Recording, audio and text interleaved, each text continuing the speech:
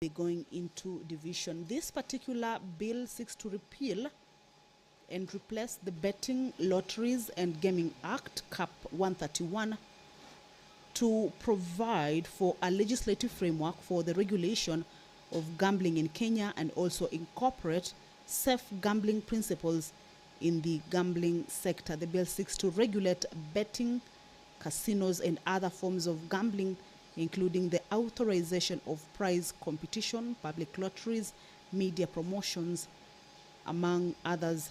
So this is a bill that debate was already concluded, and it moved from the second reading all the way to the third reading at the moved from the second reading to the committee of the whole house stage. And this afternoon at the committee of the whole house, the members will be considering this bill at the division stage. If you are just joining us, is that this is the live proceeding of the Senate sitting this afternoon. Currently is a quorum bell. The prayer has been said and the chair has been taken. However, the House lacks the quorum of 15 members inside the chambers. We can see the member for Kiambu, Honorable Karungo Thangwa. We can also see the member for Mandera, and we can also see the member for Isiolo already in the chambers. That is the entrance into the chambers. So members will be making their way through that door inside the chambers to join the rest or to take their position inside the chambers for the business that is set to be transacted this afternoon. And once that quorum is achieved, I will hand you over to the proceedings. That is Embu Senator Honorable Mundigi. And we will be waiting for more senators, of course, to make their way into the chamber. The other bill that is set to be considered at the committee of the whole stage is the T Amendment Bill, a bill originating from the Senate, Bill number 1 of 2023. This is a bill that is sponsored by the Honorable Senator Wakili Hilary Sigei. This is a bill that seeks to amend certain provisions in the Tea Act 2020 to protect the tea growers' proceeds from mismanagement by factories. The bill also aims to incentivize value addition of tea by exempting value-added tea from payment of the tea levy. Senator Agnes Kavindu there making her way into the chamber also. Remember, we are waiting for the House to correct, and then we will be going into the business without any other further delay. The bill further seeks to liberalize the tea industry, and this, according to the bill, is that it will be done through direct sales of tea overseas. This is a bill whose a debate also took place on the floor of the House at the second reading stage, and the bill was committed to the committee of the whole and part of the business that the senators will this afternoon transact at the committee of the whole stage. Senators are making their way into the chambers. Remember, it is the quorum that we are waiting for. The prayer has been said and the chair has been taken, and we need to correct. Once we have the numbers, then the business will commence. And this is pursuant to the House Standing Order number 39 and 40. Pursuant to that, those particular standing orders, Order, Honorable Senator. the quorum has to be achieved. Do have quorum now, so we will start the business of the afternoon. Clerk, you may proceed to call the first order, please. Order number 1, administration of oath. Order number 2, communication from the chair. Order number 3, messages. Order number 4, petitions. Order number 5, papers. The Senate Majority Leader.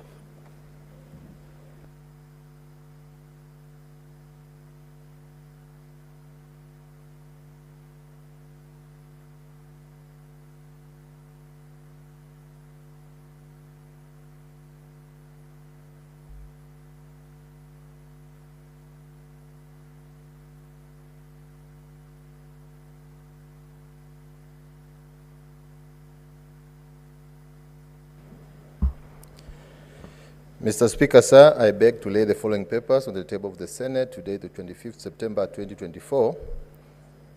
The Kamatangui Wetland Encashment Protection Order, legal notice number 139 of 2024.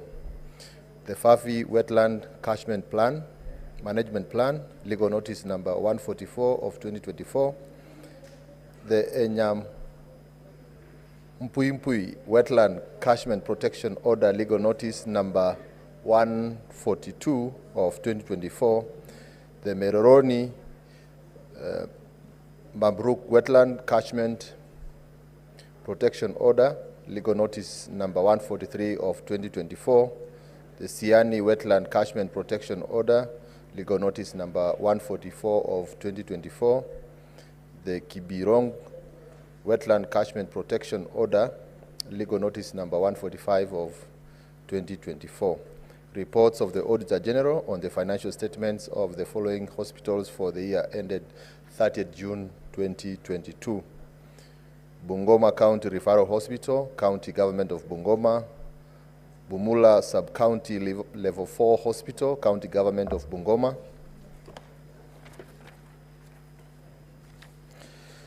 Kimilili Sub-County Hospital, County Government of Bungoma. Sirisia Level 4 Hospital, County Government of Bungoma. Webuye Hospital, County Government of Bungoma. Siaya County Referral Level 4 Hospital, County Government of Siaya. Ruambwa Sub-County Level 4 Hospital, County Government of Siaya. Yala Sub-County Level 4 Hospital, County Government of Siaya. Uyawi Sub-County Hospital, County Government of Siaya. Got Agula Sub-County Level 4 Hospital, County Government of Siaya. Ambira Sub-County Hospital, Sub-County Level 4 Hospital, County Government of Siaya.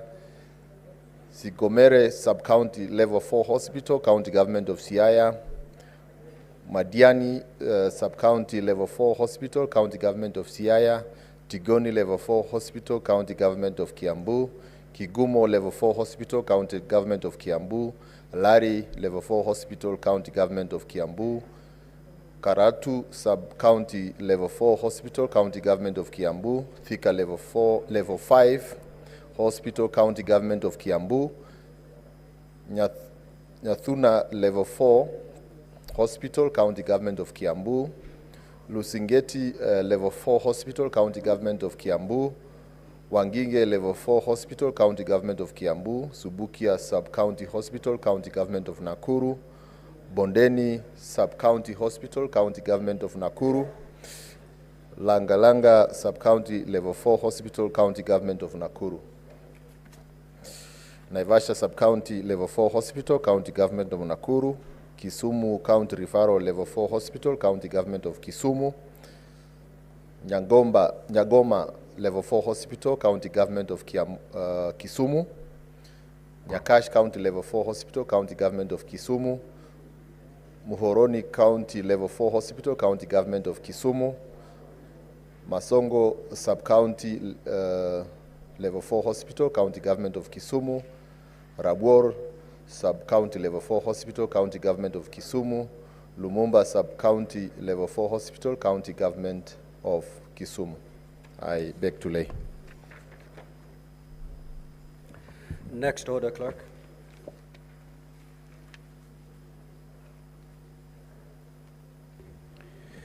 Order number 6, notices of motion. We shall defer that particular order. Next order.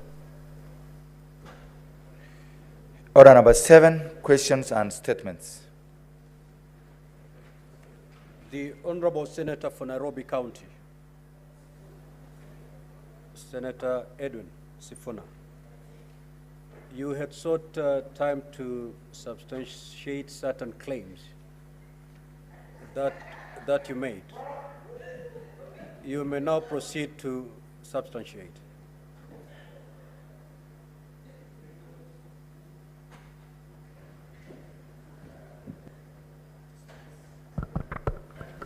Thank you, Honorable Speaker. If I remember correctly, the directive from the chair was that the Hansard will be produced so that I know what I need to substantiate. Very well. It shall be produced in a short while. In the meantime, we will proceed to request for statements pursuant to Standing Order 53-1. The Senator for Embu County, Senator Alexander Mundegi.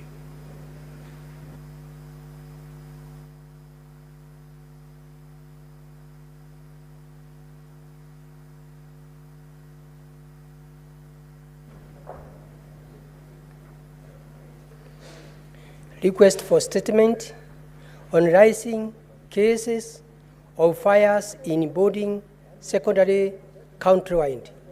Mr. Speaker, sir, I rise pursuant to Standing Order 53-1 to check a statement from the Standing Committee on Education regarding the rising cases of fires in boarding schools countrywide. Mr. Speaker, I wish to convey my heartfelt condolences to the families who have tragically lost their children due to the recent fire outbreaks in various schools. I also wish a speedy recovery to the children that were injured during the incidents. In the statement, the committee should, 1, state whether all boarding schools have complied with government building codes and whether learners have any training on how to respond to emergency situations. 2, explaining whether there is an appropriate age upon which a learner should be admitted into boarding schools and whether all boarding schools have matrons accommodated with the dormitories to help learners in case of emergencies. State any plans the Ministry of Education has put in place to make sure that all schools with boarding facilities are well equipped with emergency kit and equipment, emergency exit, security alarms, and well-trained security guns. And 4, outline any actions the Ministry has put in place to ensure all boarding schools are registered and that they have guidance and counseling experts at hands to attend to learners, their families, and staff in the important occurrence of a disaster. Senator Alexander Mundegi, Embu County, Deputy Democratic Party. Senator Eddie Okech.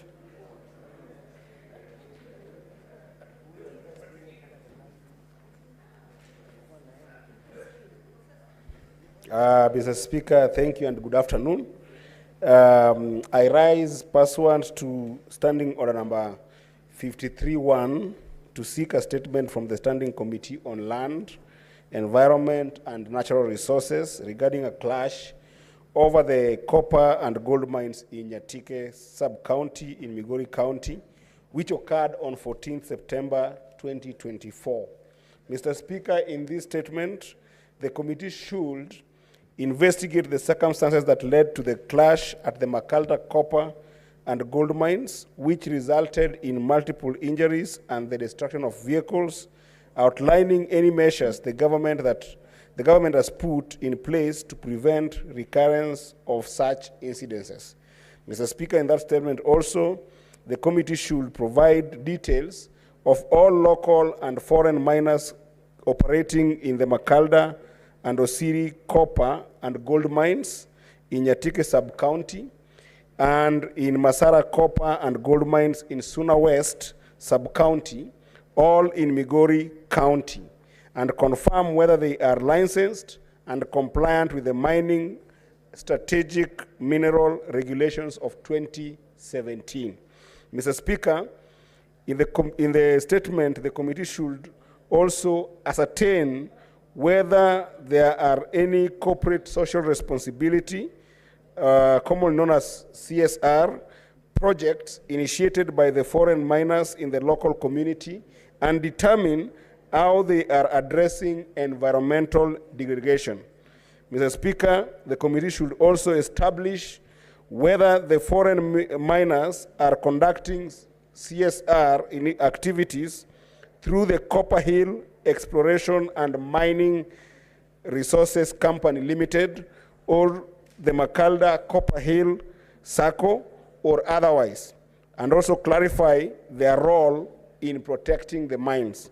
And lastly, Mr. Speaker, in the statement, the committee should establish whether the Copper Hill Exploration and Mining Resources Company Limited and the Macalda Copper Hill SACCO undergo regular audits, and if so, provide their recent audited accounts and the list of officers in charge. I thank you, Mr. Speaker. Senator Wakoli.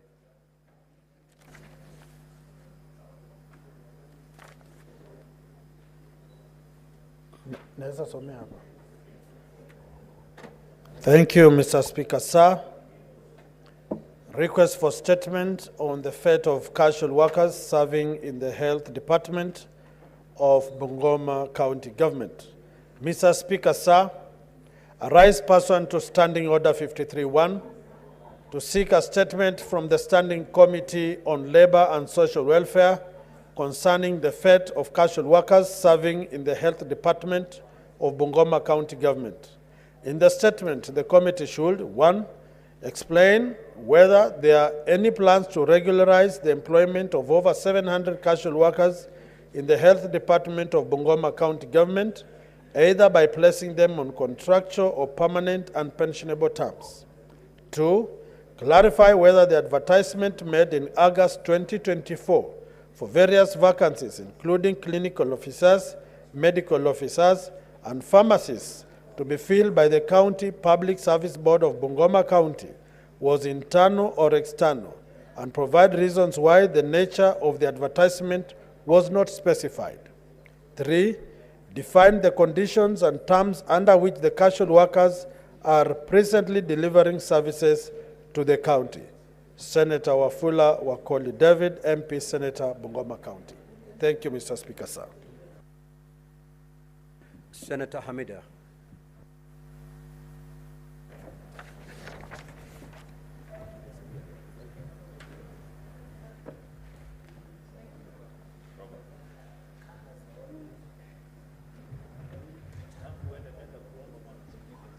Thank you, Mr. Speaker.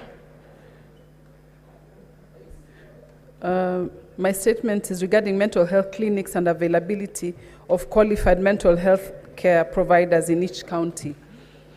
Mr. Speaker, sir, I rise pursuant to Standing Order 53-1 to seek a statement from the Standing Committee on Health regarding the state of mental health clinics and the availability of qualified mental health care providers in each county and in the country. In the statement, the committee should detail the number and distribution of mental health clinics in each county, including any disparities in infrastructure and access to services in underserved regions, such as rural and marginalized areas. Number 2, present a report on the availability of qualified mental health care providers, including psychiatrists, psychologists, psychiatric nurses, and counselors in each county, highlighting any existing gaps in human resource capacities. Number 3, provide information on any ongoing recruitment, training, and capacity building initiatives by both national and county governments to improve mental health care service provision.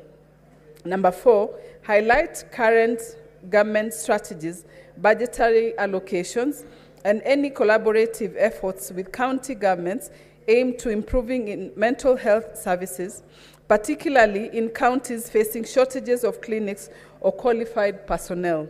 The last but not the least, explain whether there are plans to establish specialized mental health centers in each county to ensure equal access to care for individuals suffering from mental health conditions.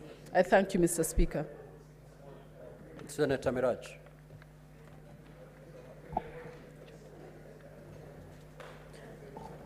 Mr. Speaker, sir, I rise pursuant to Standing Order 53-1 to seek a statement from the Standing Committee on Roads, Transportation and Housing regarding the status of allocation of housing units to former tenants of Buxton Estate in Mombasa County.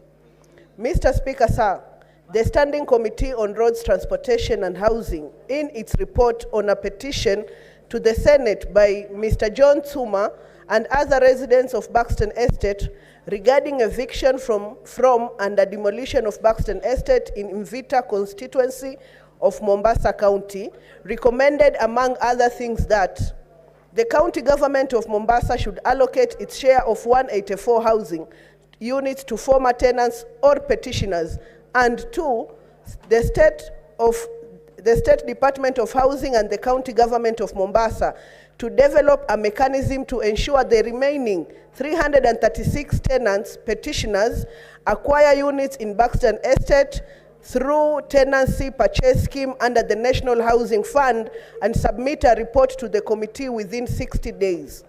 These recommendations are yet to be implemented. I therefore request the committee to 1, state the number of housing units the county government of Mombasa has received as part of its share in phase 1 of Buxton Estate, providing a list of beneficiaries of these housing units.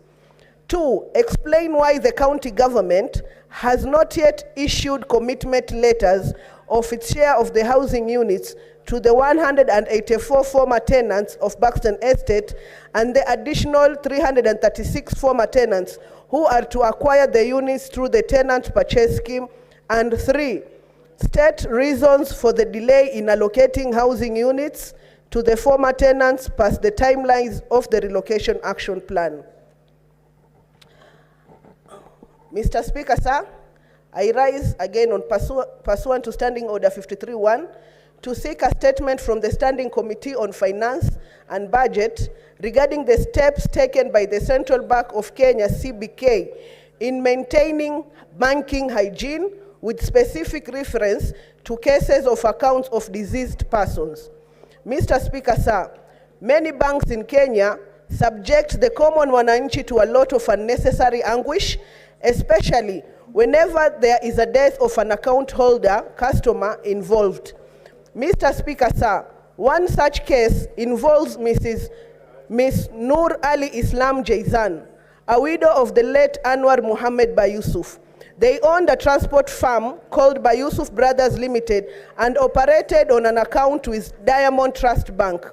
The widow was made aware of an alleged overdraft transaction made by DTB on 6 June 2011 to the tune of 59,300,000 against the deceased accounts. She confirms that she was not aware of the transaction, did not authorize it, and said amount was never credited to the company's account.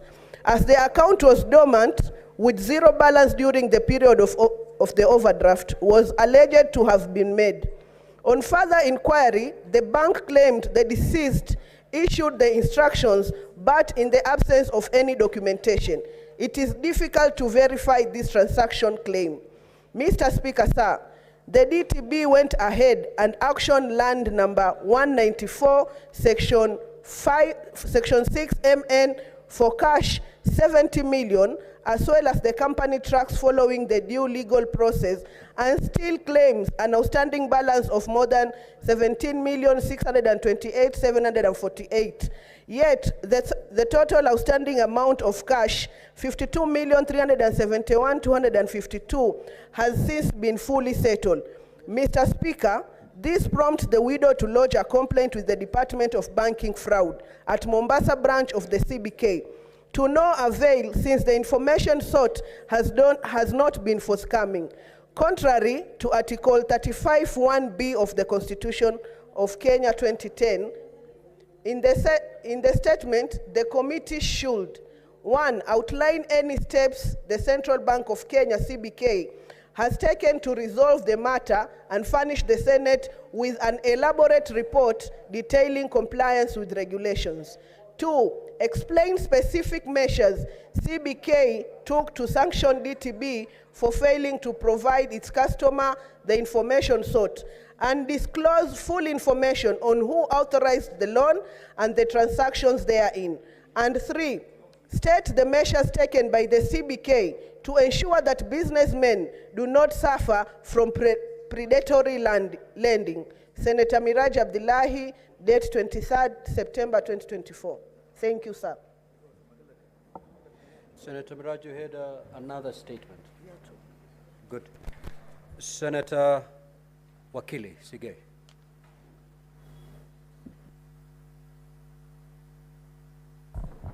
Mr. Speaker, I raise pursuant to Standing Order 53-1 to seek a statement from the Standing Committee on National Security, Defense and Foreign Relations regarding the use of excessive force by police officers against demonstrators in Bomet County, which led to the death of one Mr. Robert Chepkwony and injuries to several other.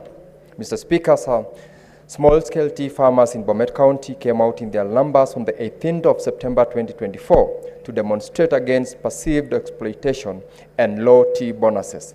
The demonstrators were, however, met with a brutal response from the police, who deployed forceful measures, including the use of live ammunition, to disperse them.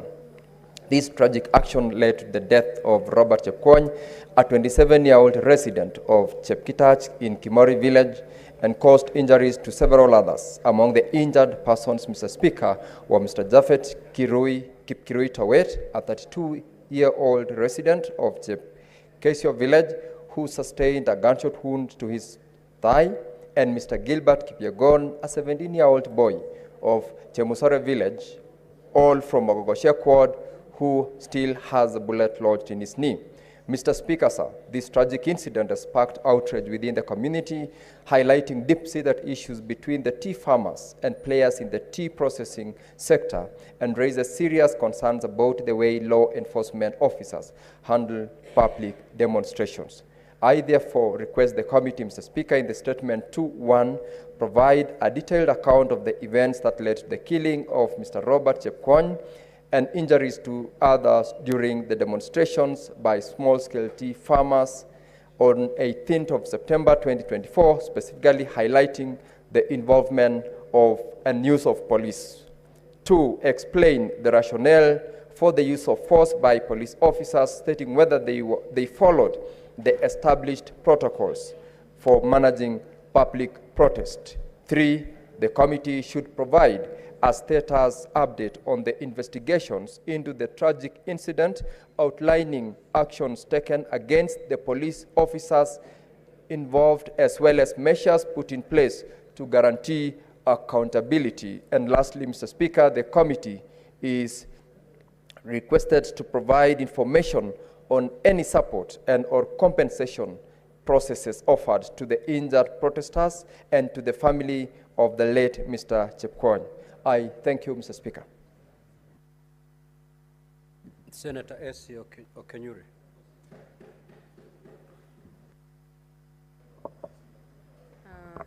Thank you, Mr. Speaker.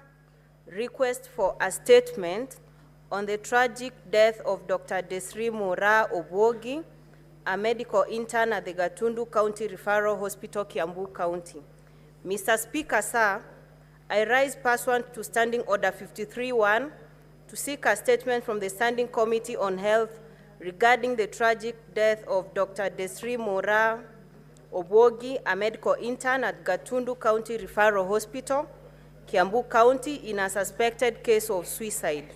In the statement, the committee should, 1, provide a comprehensive account of the circumstances surrounding the death of Dr. Desri Mora Obwogi at Gatundu County Referral Hospital, including any immediate and contributing factors identified during the investigations. 2, describe Dr. Desri Mora's workload prior to her death, including the number of hours she worked during her last shift, and how this workload compares to the existing labor laws and medical practice standards for medical interns in public hospitals.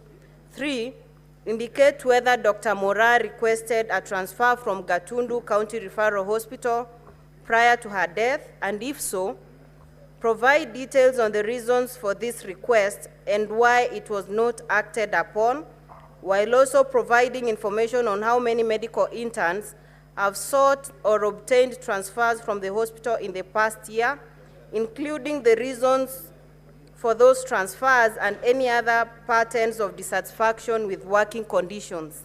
4, state the current number of medical interns and other healthcare personnel deployed at the Gatundu Referral Hospital and how these numbers compare with the established staffing norms and standards for a referral hospital of its size. 5, state whether medical personnel at the hospital, including the deceased, received their salaries or their other compensation on time, and address any issues related to delays or non-payment of dues. Finally, outline the steps taken by the Ministry of Health and the Kenya Medical Practitioners and Dentists Council to ensure the mental health, well-being, and overall welfare of interns and medical personnel in public hospitals, and the measures that are in place to prevent similar tragedies from recurring. Senator Okenyuri Esther, MP. Statements pursuant to Standing Order 56, 1B. The Chairperson Standing Committee on Energy, Senator Wamatinga.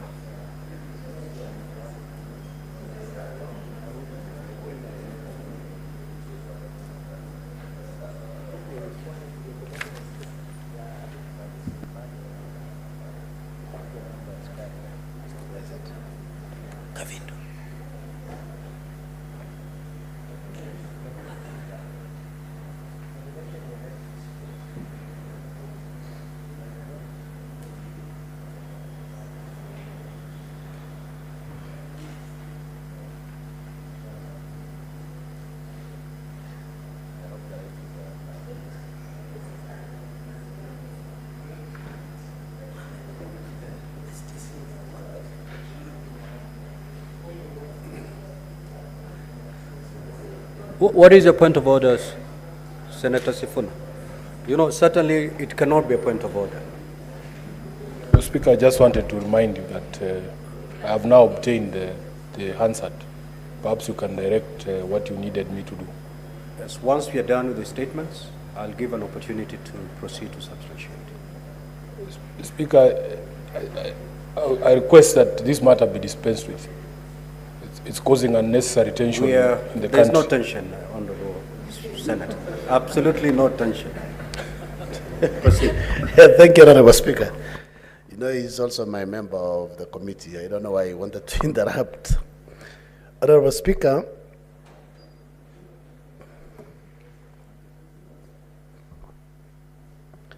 I rise pursuant to Standing Order 56(1)B to make a statement on the activities of the Standing Committee on Energy for the second quarter of the third session, covering the period commencing 1st of April to 31st August 2024.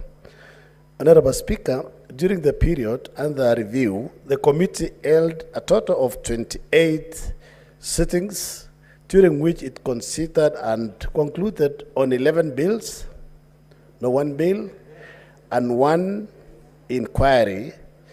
Attached in the statement is a schedule of the legislative business undertaken by the committee during this period, Honorable Speaker.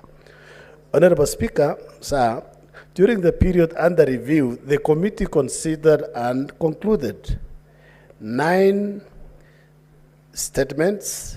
6 statements are pending before the committee, Honorable Speaker, and we have scheduled to meet the CS after there is familiarization tour of the ministry, because in the Ministry of Energy we have a new CS who was appointed recently during the broad-based system of government, Honorable Speaker. Honorable Speaker, in addition, the committee finalized its inquiry into the tragic LBG explosion that occurred in Mradi area of Nairobi County, Honorable Speaker, on the 1st of February 2024. Honorable Speaker,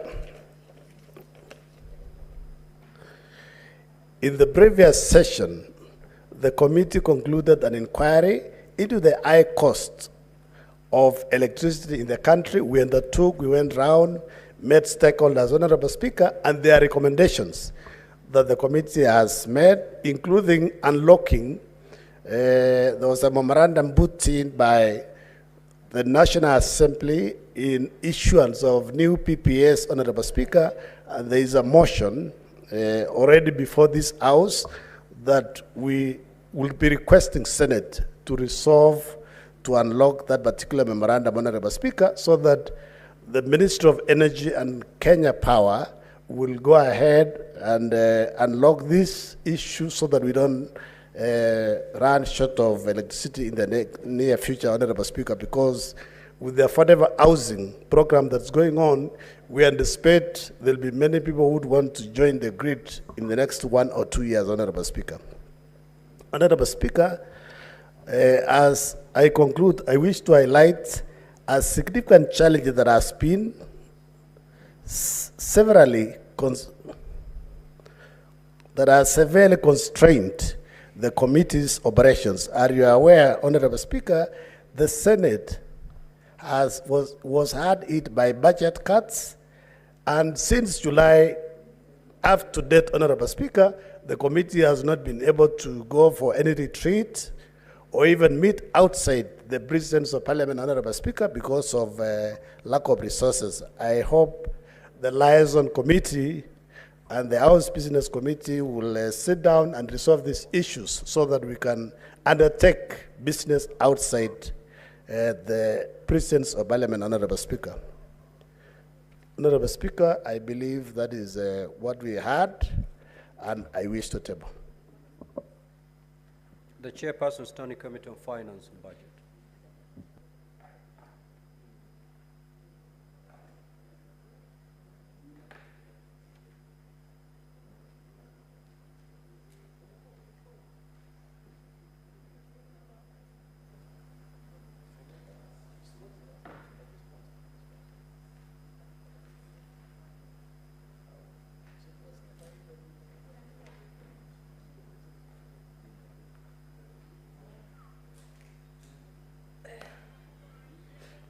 Mr. Speaker, pursuant to the standing order to make statement relating to activities, the Committee on Finance and Budget for the second quarter of the third session covering the period between April and August 2024, we've had a sitting. We've had a total of 44 sittings during this period. We've done 47 statements. We've done 6 bills, and we've tabled 7 reports. In the reporting period, Mr. Speaker, the committee held consultative meetings with the National Treasury and Economic Planning, CRA, Society of Clerks at the table, County Assembly Forum, Institute of Certified Public Accountants of Kenya, that is ISPOC, Budget Hub, Office of the Control of Budget, and the Council of Governors. Mr. Speaker, the committee also conducted a recruitment process for the nomination of a person on behalf of the county governments to Salaries and Remuneration Commission. Mr. Speaker, during the reporting period, the committee carried out pre-publication scrutiny and examined 2 legislative proposals on proposed Public Finance Laws Amendment, Bill 24, and proposed amendments to the Public Procurement Asset Disposal Act 2015. In processing of statements, Mr. Speaker, the committee adopted a mechanism where the response is availed to the senator, immediately it's received from the relevant agency or county. By county, we meant the governors. The senator is required to provide any issues that need clarification within 14 days. Mr. Speaker, I've met with colleagues whereby they've always questioned their statements in our committee, especially statements regarding pending bills. And the requirement, as I repeat and I state, is that we give the feedback, the Secretariat gives the feedback, and requires the senators to report back within 14 days. In the event you have not reported back to the committee within the same 14 days, the assumption is then you're satisfied with the feedback or the response that you've received from the agency or the governor. During the current quarter, the committee is scheduled to consider, among others, the COB County Government's Budget Implementation Reports for financial year 23-24, the County Ward Equitable Development Bill, Senate number 20, the PFM Amendment Bill 24, approval hearing of the nominee, Mr. David Kibet, for the position of the DG, Competition Authority, which we've actually did wind up today, and a report shall be tabled on the same. We had, it was a joint committee with the National Assembly. Additionally, Mr. Speaker, the committee is scheduled to consider the status of implementation of the House resolutions on county government's pending bills. On this matter, a meeting has been convened, Mr. Speaker, on the 3rd of October with the National Treasury and Economic Planning and the Controller of Budget to appraise the House on the status. Mr. Speaker, I want to emphasize that matters pending bills cut across the 47 counties. And so we saw it wise to invite all senators, whereby the Controller of Budget will in place, Ministry of Treasury, so that they can be able to bring to light and give more information in this regard. Honorable Speaker, in conclusion, I really wish to thank your office and the Office of the Clerk of the Senate for the continuous support it has accorded our committee, and more sincere thanks to our Secretariat, all of them led by our lead clerk, Gitonga, and the team, the legal team. Our Secretariat has been 100% very supportive to this committee. Lastly, I wish to thank most sincerely all the members of the Finance Committee. It has been teamwork for us to be where we are. It is one of the busiest committees in this Senate, and the commitment has been full, and I really want to thank all the committees led by the Chair, Senator Boni, Senator Faki, Senator Shakila, Senator Tabitha Karanja, Senator Onyonka, and Senator Eddie Okech, and yours truly. That is the status, and so, Mr. Speaker, I wish to table. The Chairperson, Standing Committee on Health.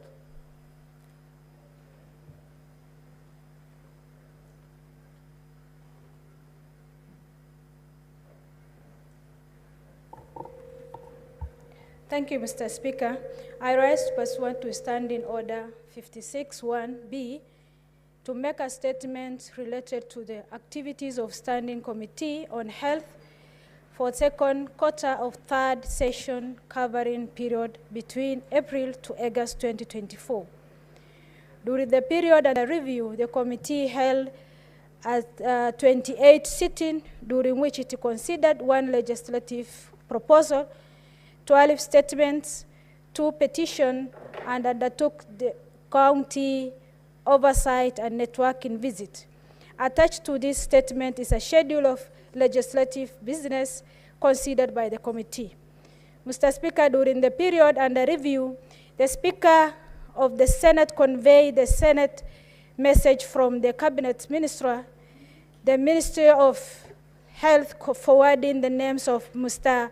Patrick Omandi Okoth, Omoth, EBS, for appointment for the position of Director General of Health. Mr. Speaker, the committee sitting joint with National Assembly Department Committee on Health conducting approval hearing on suitability, competency, experience, and integrity of the candidate, and consequently, prepare and adapt its report, which was tabled on 1st of August 2024. Mr. Speaker, in the report period, the committee conducted the county oversight network engagement in 4 counties, that is Kiambu, Taita Taveta, Kwale, Mombasa County. The objective of this engagement was to assess the status and the quality of the infrastructure, facility, and the hospital equipment, the provision and decentralization of ambulance and emergency service, and automation of health provision system for the patients, drugs, and commodity management. The committee further sought information into adequacy of healthcare personnel in the counties, the gaps, the challenges, if any, the counties face in regards to the healthcare workers. Mr. Speaker, the committee also held consultative meetings with the Ministry of Health and the Council of Governors and the Health Workers Union during the countrywide health workers strike on April. I'm happy to report that some of our intervention culminated in amicable return to work formula agreement signed between the national government, county government, and health workers union. Mr. Speaker, in the reports period, the committee conducted pre-publication scrutiny on the Tobacco Control Amendment Bill 2024 proposed by Senator Catherine Muma, MP, and recommend its publication. The bill, which seeks to regulate the production, sales, advertisement, and smoking on nicotine products, including the use of nicotine punch and electronic nicotine deliver service on consequence introducing in the Senate by the way of first reading on 6th of August 2024. Accordingly, during this quarter, the committee is scheduled to consider presentations received by way of writing memorandum, prepare and table its report on the bill. Mr. Speaker, during the period under review, committee concluded its considerations of the petition of Kenyatta University medical students on the management and the use of Kenyatta University Teaching, Referral, and Research Hospital by medical students at Kenyatta University and tabled its report. Mr. Speaker, committee also received petition regarding alleged medical negligence and staff incompetency leading to the death of Ms. Nati at Moi Teaching and Referral Hospital. The committee is scheduled to consider this petition and consequently reports to the petitioner as stipulated in the order paper.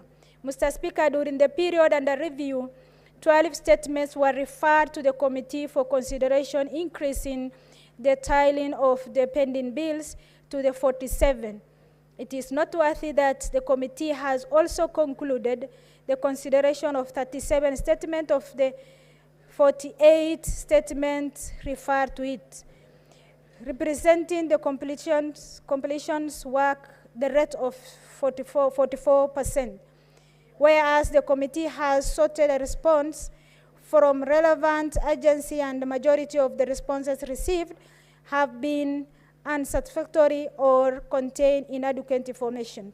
Mr. Speaker, with therefore gone, the committee has categorized all the pending statements into a broad thematic area and scheduled the meeting with the relevant agency to deliberate on issues raised on their specific mandates. Mr. Speaker, Honorable Speaker, in conclusion, I wish to thank your office and the office of the Clerk of the Senate for continued supporting according to the committee in its work in executing its mandate. Mr. Speaker, lastly, I also wish to thank the members of the committee for their diligence and contributions during the committee activities. Thank you. Honorable Senators, before I allow comments on those statements, allow me to make the following communication. As you may recall, the sitting of the Senate held on Thursday, 19th of September 2024, the Senator for Nairobi County, Senator Edwin Sifuna, MP, made utterances while contributing to a statement sought by Senator Esther Okenyuri, MP, concerning alleged killings of residents of Bombaba ward in Kisii County. The Senate Majority Leader rose on a point of order pursuant to Standing Order 1051, seeking the intervention of the Speaker to require the Senator for Nairobi County to substantiate the claims made. From the debate, there was a contention as to whether Senator Edwin Sifuna, MP, made claims that necessitated a point of order from the Senate Majority Leader. You may have your seat, Minority Leader.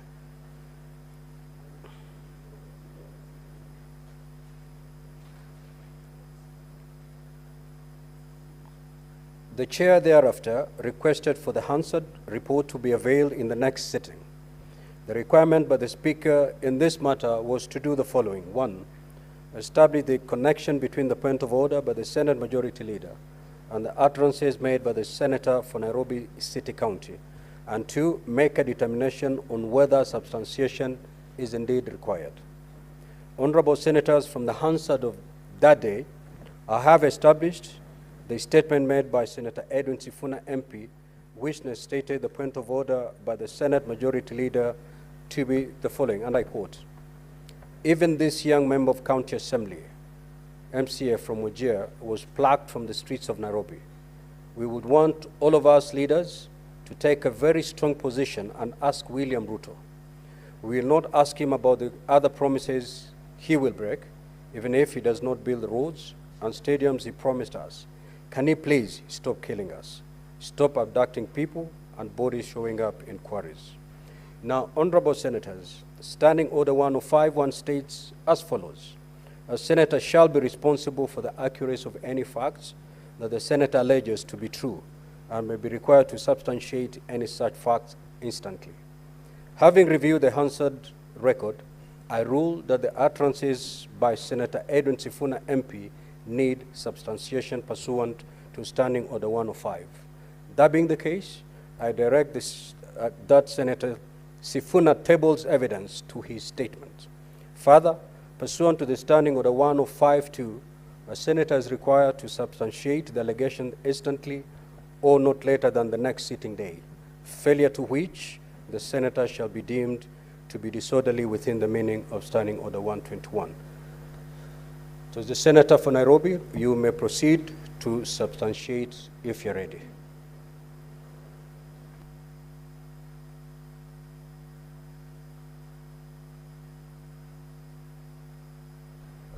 Honorable Speaker, this is a very familiar dance, and I have agonized about the terms of Standing Order 121, that in substantiating, I must make substantiation to the satisfaction, in the opinion of the Speaker, that it has been satisfied.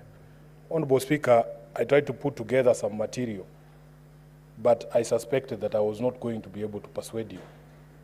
And Honorable Speaker, I suspect that you also know that it might not be possible for me to withdraw those words or apologize.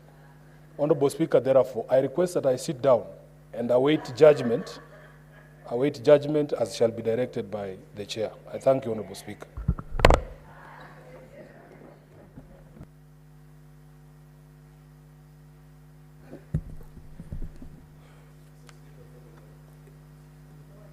Which point of order? No.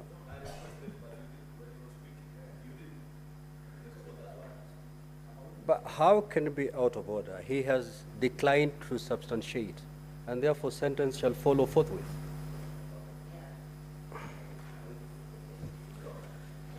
Now, our standing orders are very clear. Our standing orders are very clear that if a senator is unable, in fact, if you read 105-2, if a senator, failure to which the senator shall be deemed to be disorderly within the meaning of Standing Order 121, unless the senator withdraws the allegations and gives a suitable apology if the Speaker so requires. And therefore, I rule that the senator for Nairobi is out of order, is disorderly and out of order, and I therefore order him to withdraw from the presence of the Senate for the remainder of the day.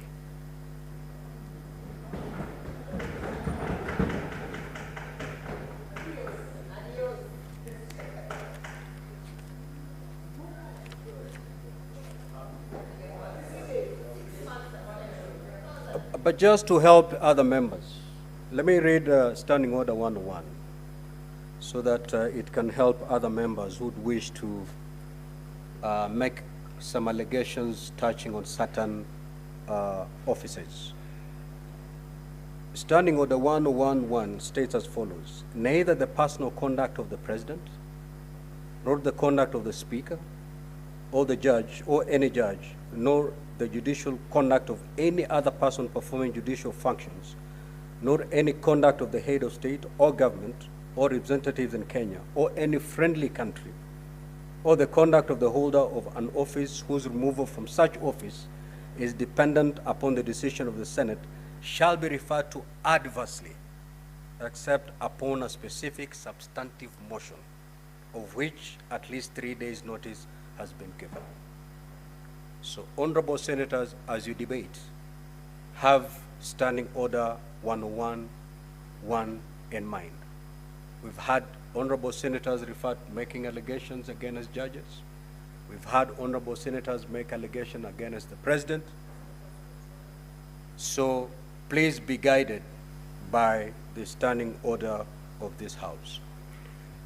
I will now allow comments on the statements that have been requested and made pursuant to Standing Order 56(1) for a limited period of 30 minutes, starting with Senator Manzo.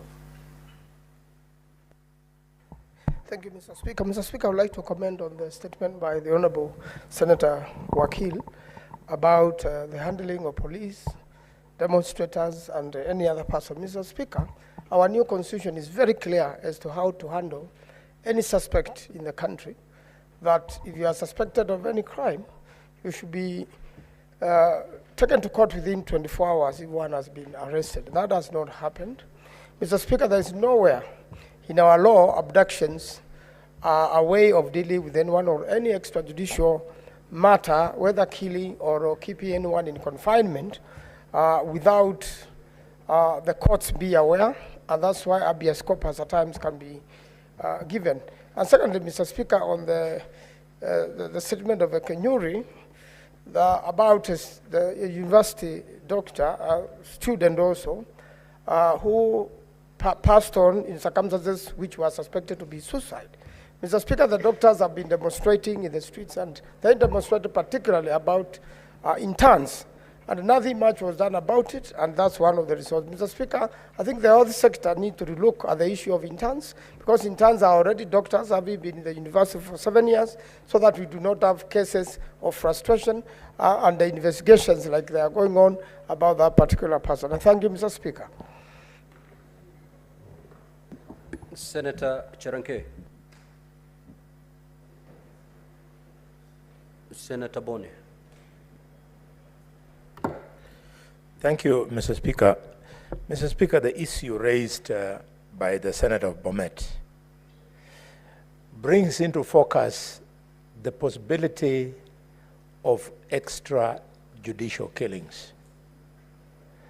I never imagined that we would be witnessing extrajudicial killings after the exit of, with due respect, the late President Moi.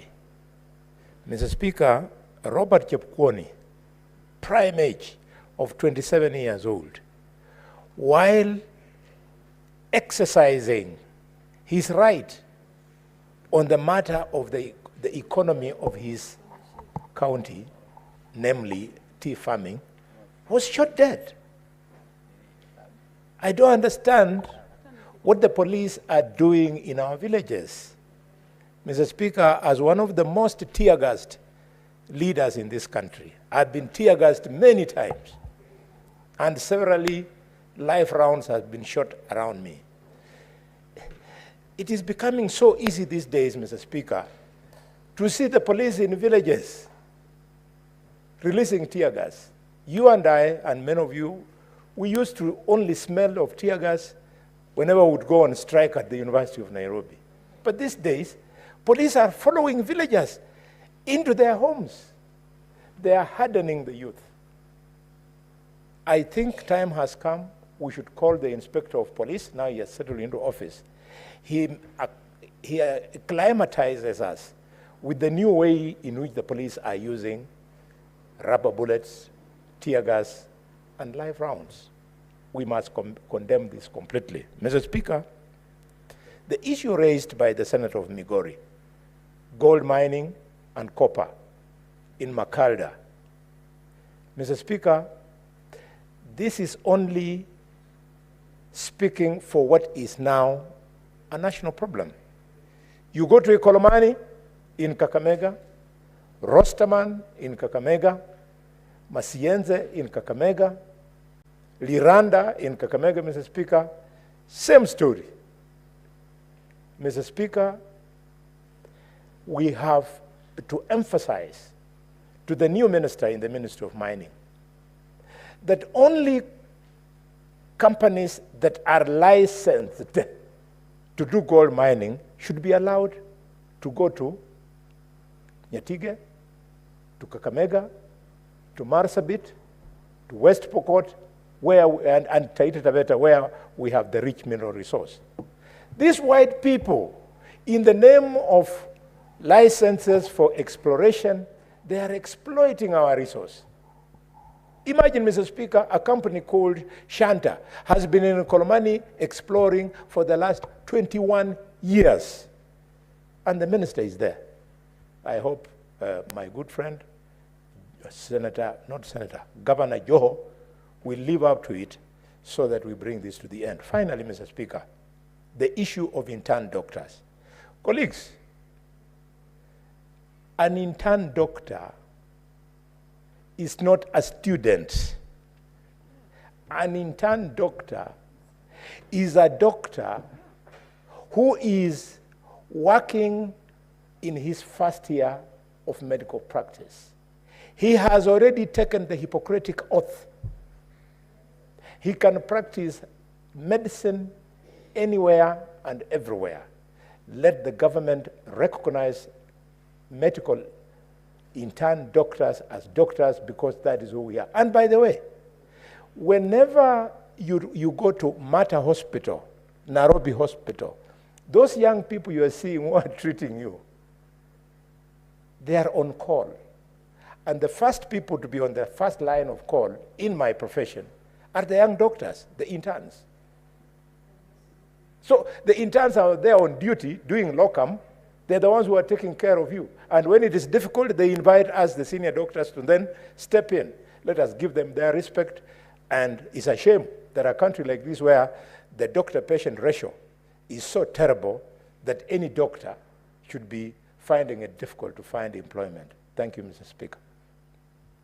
Senator Eddy.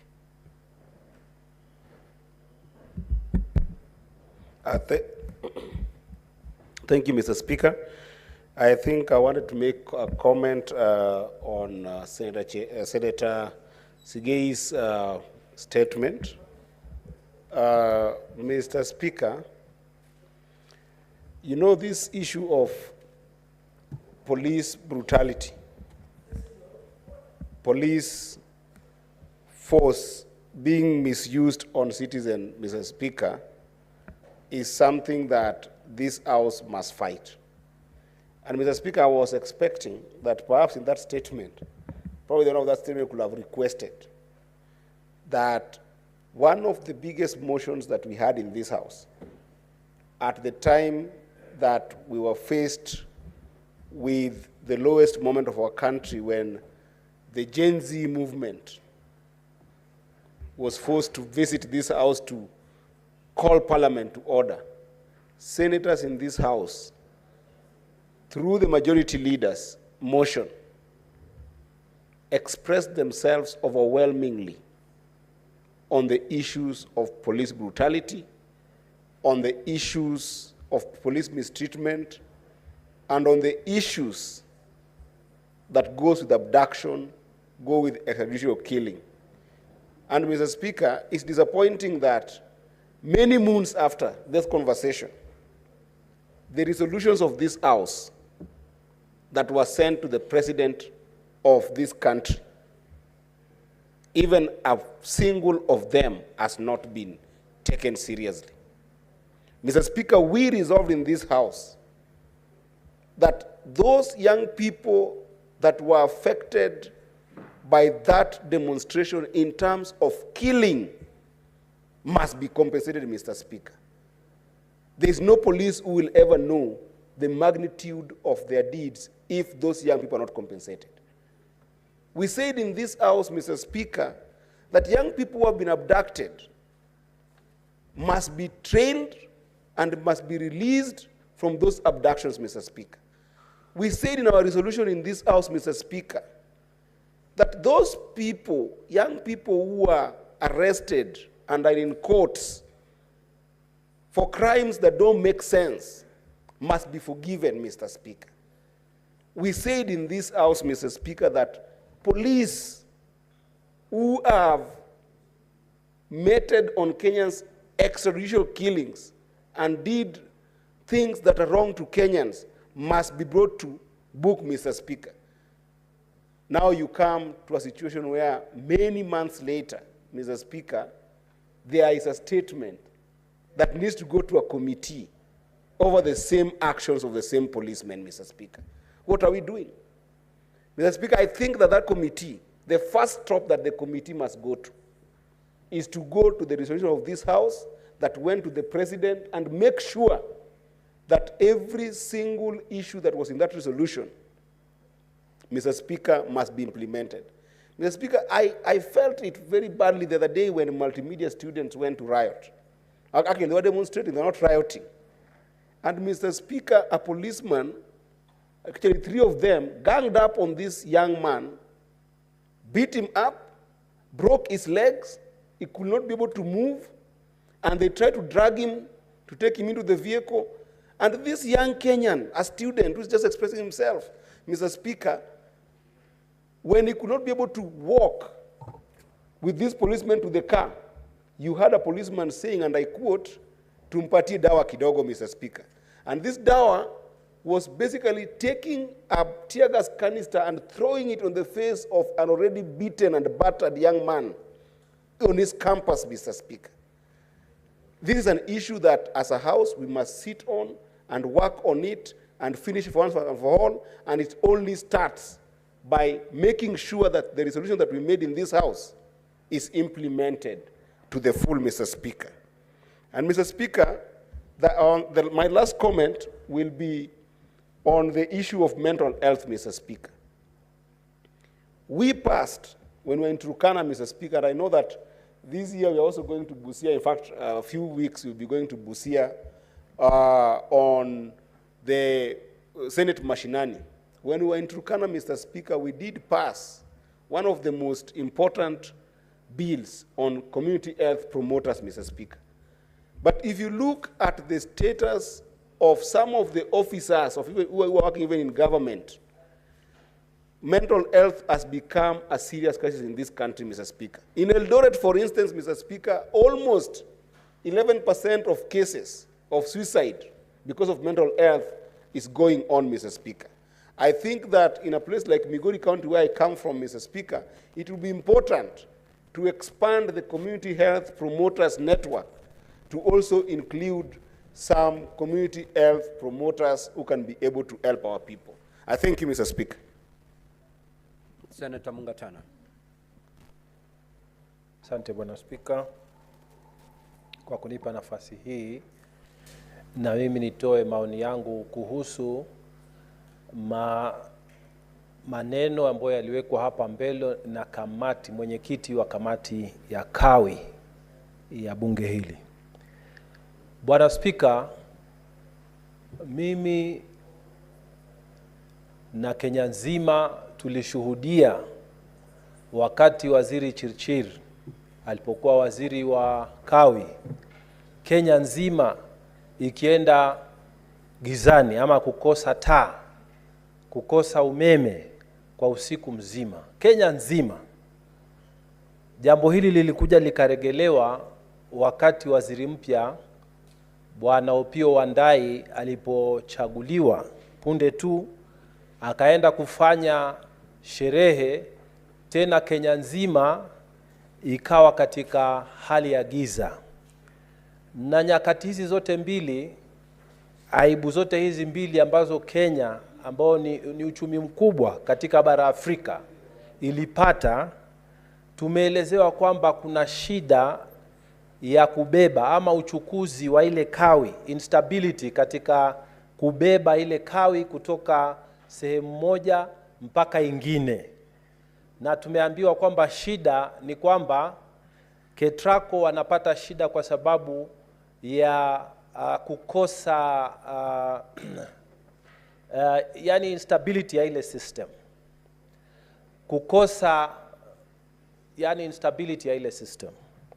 Kwa hivyo Bwana Spika, juzi tumepata habari kutoka kwa vyombo vya habari na kwingineko kwamba kuna group ama kuna watu ambao wanataka kuwekeza kwa sehemu ya Kawi, na grupu hii Bwana Spika ni watu wa Adani. Tungependa sana kamati ya Kawi wawaite hawa watu kuhusu uwekezaji wa pesa zao na pesa za wananchi wa Kenya katika sekta hii ya Kawi. Tunataka kujua kama kweli kuna ukweli kuhusu maneno ya KETRACO, na kama ni kweli, je, mipango hii iko wazi? Hatutaki kukaa kungojea tuje tuambiwe baadaye kama haya yanayofanyika upande wa uwanja wa ndege. Tunataka sasa kamati hii ya Kawi ya Senate watafute ukweli, waite waziri wa Kawi, waite katibu wa kudumu, waite kampuni ya KETRACO, waelezee wa Kenya kama kuna ukweli ndani ya madai haya ya kwamba kuna uwezekano wa pesa ili stability patikane katika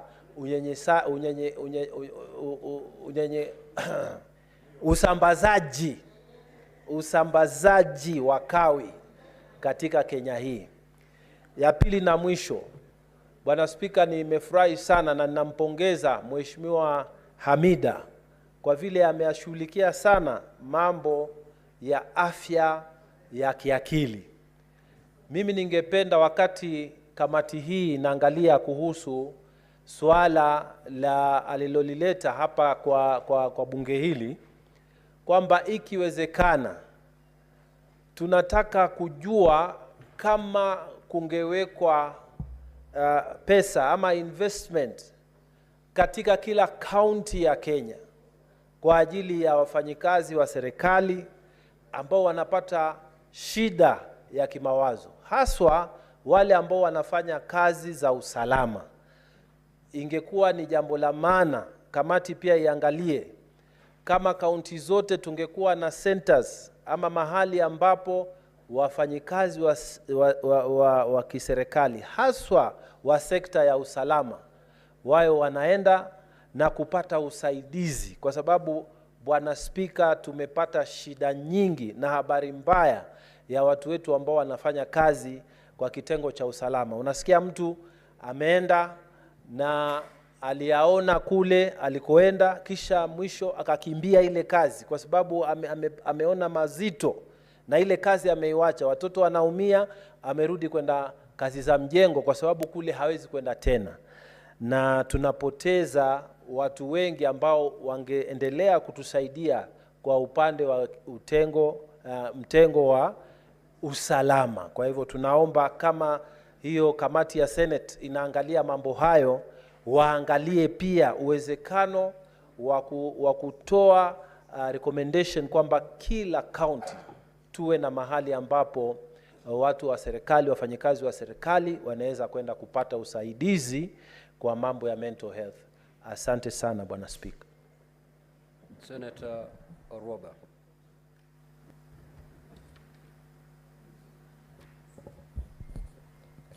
Thank you, Mr. Speaker. On behalf of the women of Kenya, and particularly the widows of this country, I'd like to add my voice to Senator Miraj's statement, Mr. Speaker.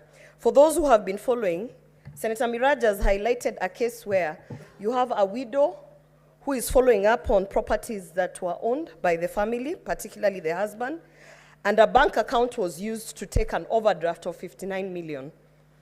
And in that instance, Mr. Speaker, it appears as if the bank, Diamond Trust Bank, somehow colluded with people, according to her statement, and ensured that they then auctioned properties worth 70 million to allegedly claim back this 59 million that was taken as an overdraft from an account of a deceased person, Mr. Speaker. Mr. Speaker, the reason I stand to add my voice on this is because day in and out, I receive so many complaints from women, particularly widows or daughters of men who have passed away, and there's a lot of property that is up for grabs, Mr. Speaker. More often than not, you will see that even the discrepancies on how women are being dealt with at these banking institutions is that they start asking you for all sorts of documentation just to ensure that you are unable to follow on the unclaimed financial assets of the deceased persons, Mr. Speaker. Mr. Speaker, I've been on record in this House talking about the unclaimed financial assets as well, the Unclaimed Financial Assets Authority, UFA, who are dealing with certain matters that touch on assets of those who have passed away, Mr. Speaker. It is very unfortunate now that Miss Ali, she's called Miss Noor Ali Islam, who is the widow of Anwar Mohammed by Yusuf, has lost property worth 70 million, and on top of that, the bank is still claiming that there is a 17 million balance that was accrued due to this overdraft, the alleged overdraft that was taken after the man had passed on, Mr. Speaker. This kind of banking fraud is very, very common, Mr. Speaker. And the target, most of the time, is women. Women who, most of the time, they entrust their banking and their finances and their assets to the men, to their husbands, to their spouses, their partners. And unfortunately, when they pass on, they are found in these circumstances where it is up for grabs, Mr. Speaker. I want to particularly speak to the CBK because I'm dealing with so many of these cases, and every time you go to central bank asking for certain things or even just inquiring on certain procedures, even when it comes to auctioning, Mr. Speaker, as a woman, it's so difficult. They almost force you to get money to go and get a legal representative. It becomes a whole other affair, Mr. Speaker. So on behalf of the women of Kenya, and particularly the widows, Mr. Speaker, I hope that when this statement, because it has been referred to the Standing Committee of Finance and Budget, which is the same committee that I referred the statement of unclaimed financial assets, Mr. Speaker, I hope that when this statement reaches there, it will be dealt with, not as they dealt with the Unclaimed Financial Assets Authority, because, Mr. Speaker, they have not come back to me on all the inquiries, and some of them were touching on issues such as this. I hope that the chair and the committee will take this matter seriously, because women are suffering, Mr. Speaker. Some of us who are daughters of our fathers who passed on are still dealing with issues of assets. And the fundamental basis of this statement is that it is actually a form of gender-based violence, Mr. Speaker, that is targeted at women in the assumption that we do not understand finances, in the assumption that we do not know issues on banking, in the assumption that we cannot fight for our assets, Mr. Speaker. So I hope that that committee deals with it, as I will also be pursuing the issue of the unclaimed financial assets. Thank you, Mr. Speaker. Senator Beatrice Kenya. Thank you, Honorable Speaker. Honorable Speaker, I rise to support the statement by Senator Esther Kunyuri. And Honorable Speaker, I feel for the family and for the life lost of a skilled officer, the doctor intern that is supposedly had committed suicide. Honorable Speaker, as we go around selling the resources of our country, if it is not an allegation of an airport being sold, it could be a port or any other major resource of this country, we should be paying attention to the challenges that the public sectors are experiencing. Mr. Speaker, sir, if it is, well, just the other few days ago, the interns, doctor interns were on the streets. And Honorable Speaker, if it is not the doctors, it is the lecturers running around on the streets. If it is not the lecturers, we have teachers demonstrating on the streets. And Honorable Speaker, this is not a death in isolation. We have often seen or heard about police officers who shoot their whole families and kill themselves, Honorable Speaker. We have had teachers who've committed suicide, I rise here to just say that in a neighboring ward from where I come from, called Kanyikela Ward in Dewa Sub-County, we have had 2 teachers committing suicide, Honorable Speaker. So if it is not teachers committing suicide, it is police officers killing themselves or killing their families. And here we have a doctor intern. Honorable Speaker, we all know what goes on in the training of doctors. And so it is an unfortunate situation, and as a country, we must attend to the challenges that are bedeviling the public sector. Honorable Speaker, when I come to the statement by the Senator of Bomnet, I feel for the demonstrators, but Honorable Speaker, it brings me back to the video we all watched, or if not all, on the day the multimedia students were demonstrating, Honorable Speaker. It was so unfortunate, so painful for me as a mother to see a young, helpless man being beaten brutally by police officers. And Honorable Speaker, on this day in the evening, one young girl wrote to me, and I invite all the police officers out there to listen to what this young girl said. These police officers are not seeing the future. Their own kids and relatives won't be able to afford those school fees. And Honorable Speaker, this was a writing from a young girl, barely 19 years old. But it tells all of us about the fear the young people have about their future. Honorable Speaker, I condemn the killing of the demonstrators along with the killing of other demonstrators in the past. The senseless killing that we saw on the 25th of June, Honorable Speaker, and a number of parents, we are still being told that a number of people are still looking for their lost children or brothers or sisters. The question we are posing to the government is, where are these people? We last saw a number of bodies from some quarry. Incidentally, there were only one gender. The question is, who was this that was just choosing on women or girls? Where are the boys? Where are the bodies of the boys that they could have been with? Honorable Speaker, as a country, we must attend to the challenges that the public sector is going through.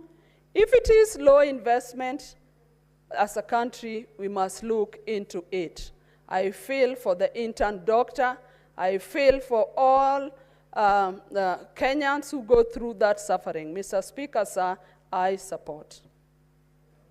Senator Karungo.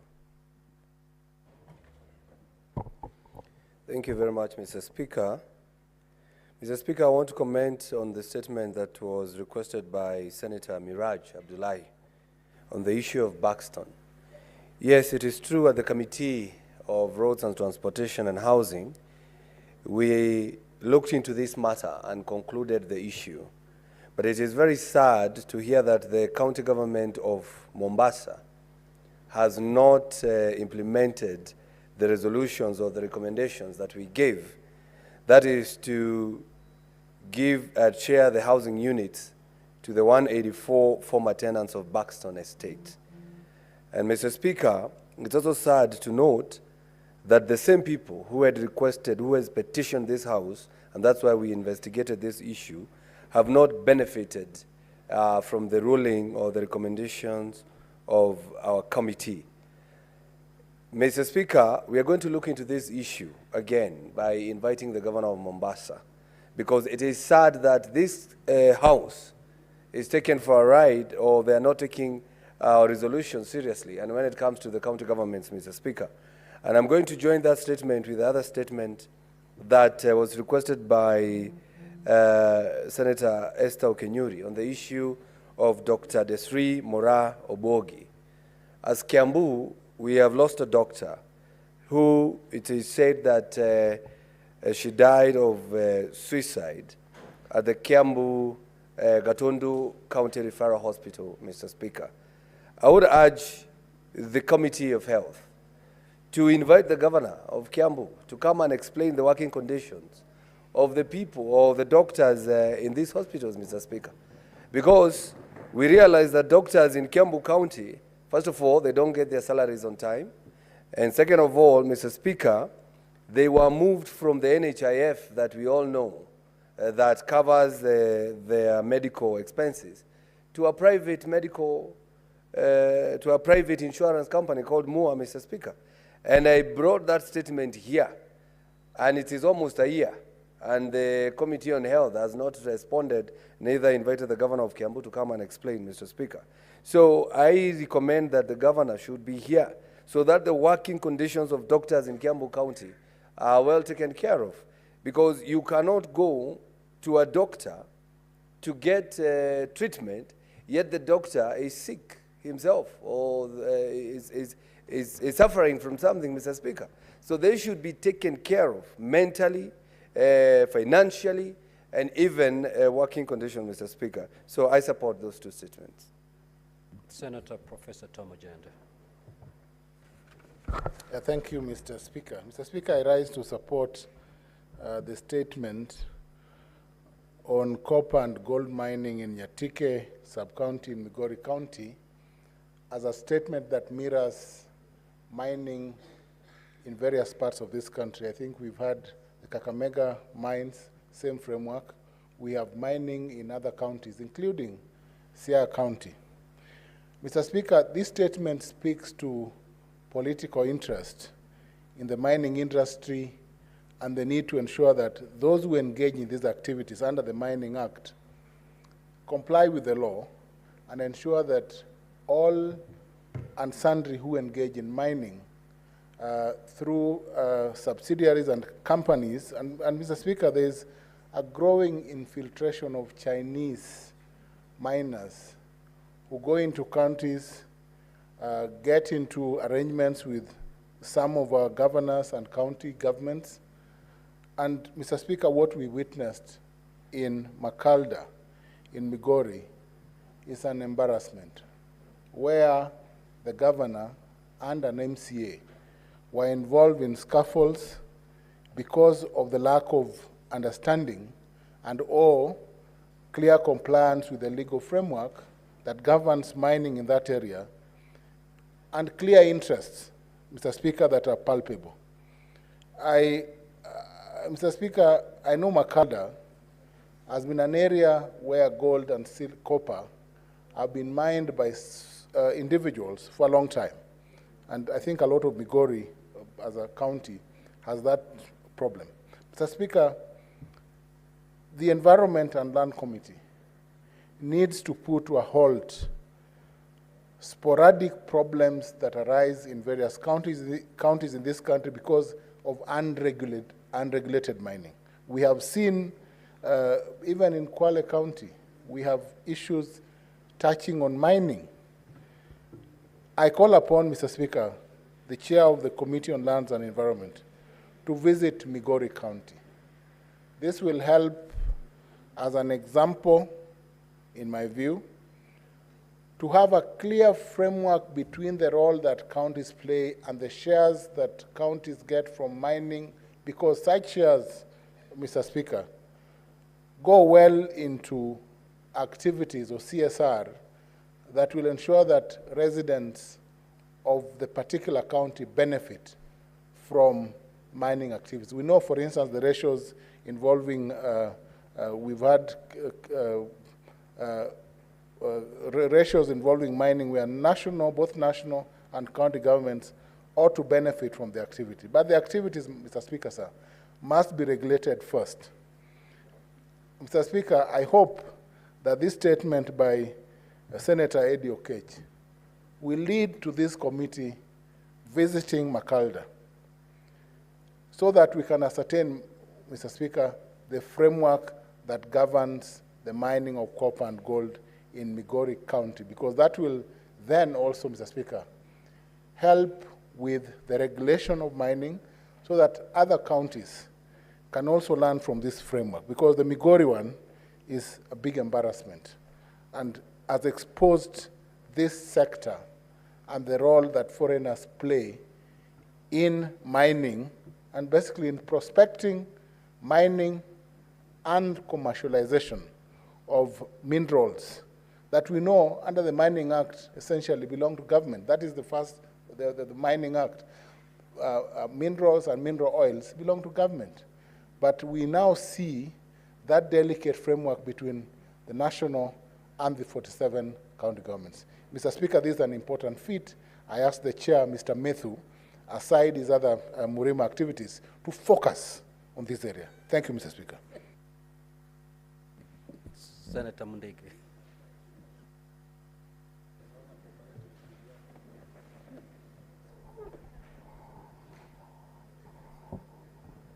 Bwana Spika, nataka kuchangia mambo ya ambayo ilikuwa nazungumzia mambo ya hela ya county.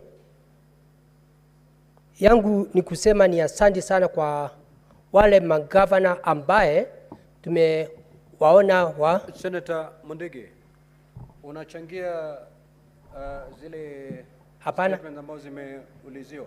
No. Basi ngoja mpaka tufikie ile hoja ambayo unataka kuzungumzia. Asante Bwana Speaker. Next order.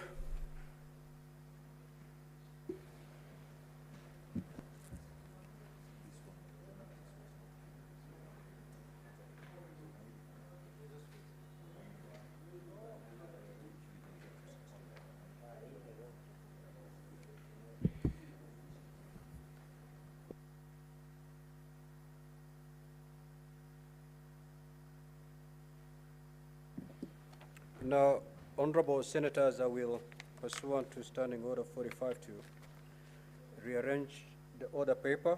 We will now move to prosecute order number 16. Clerk, proceed to call that order, please. Order number 16, the Division of Revenue Amendment Bill, National Assembly Bills number 38 of 2024. Second reading.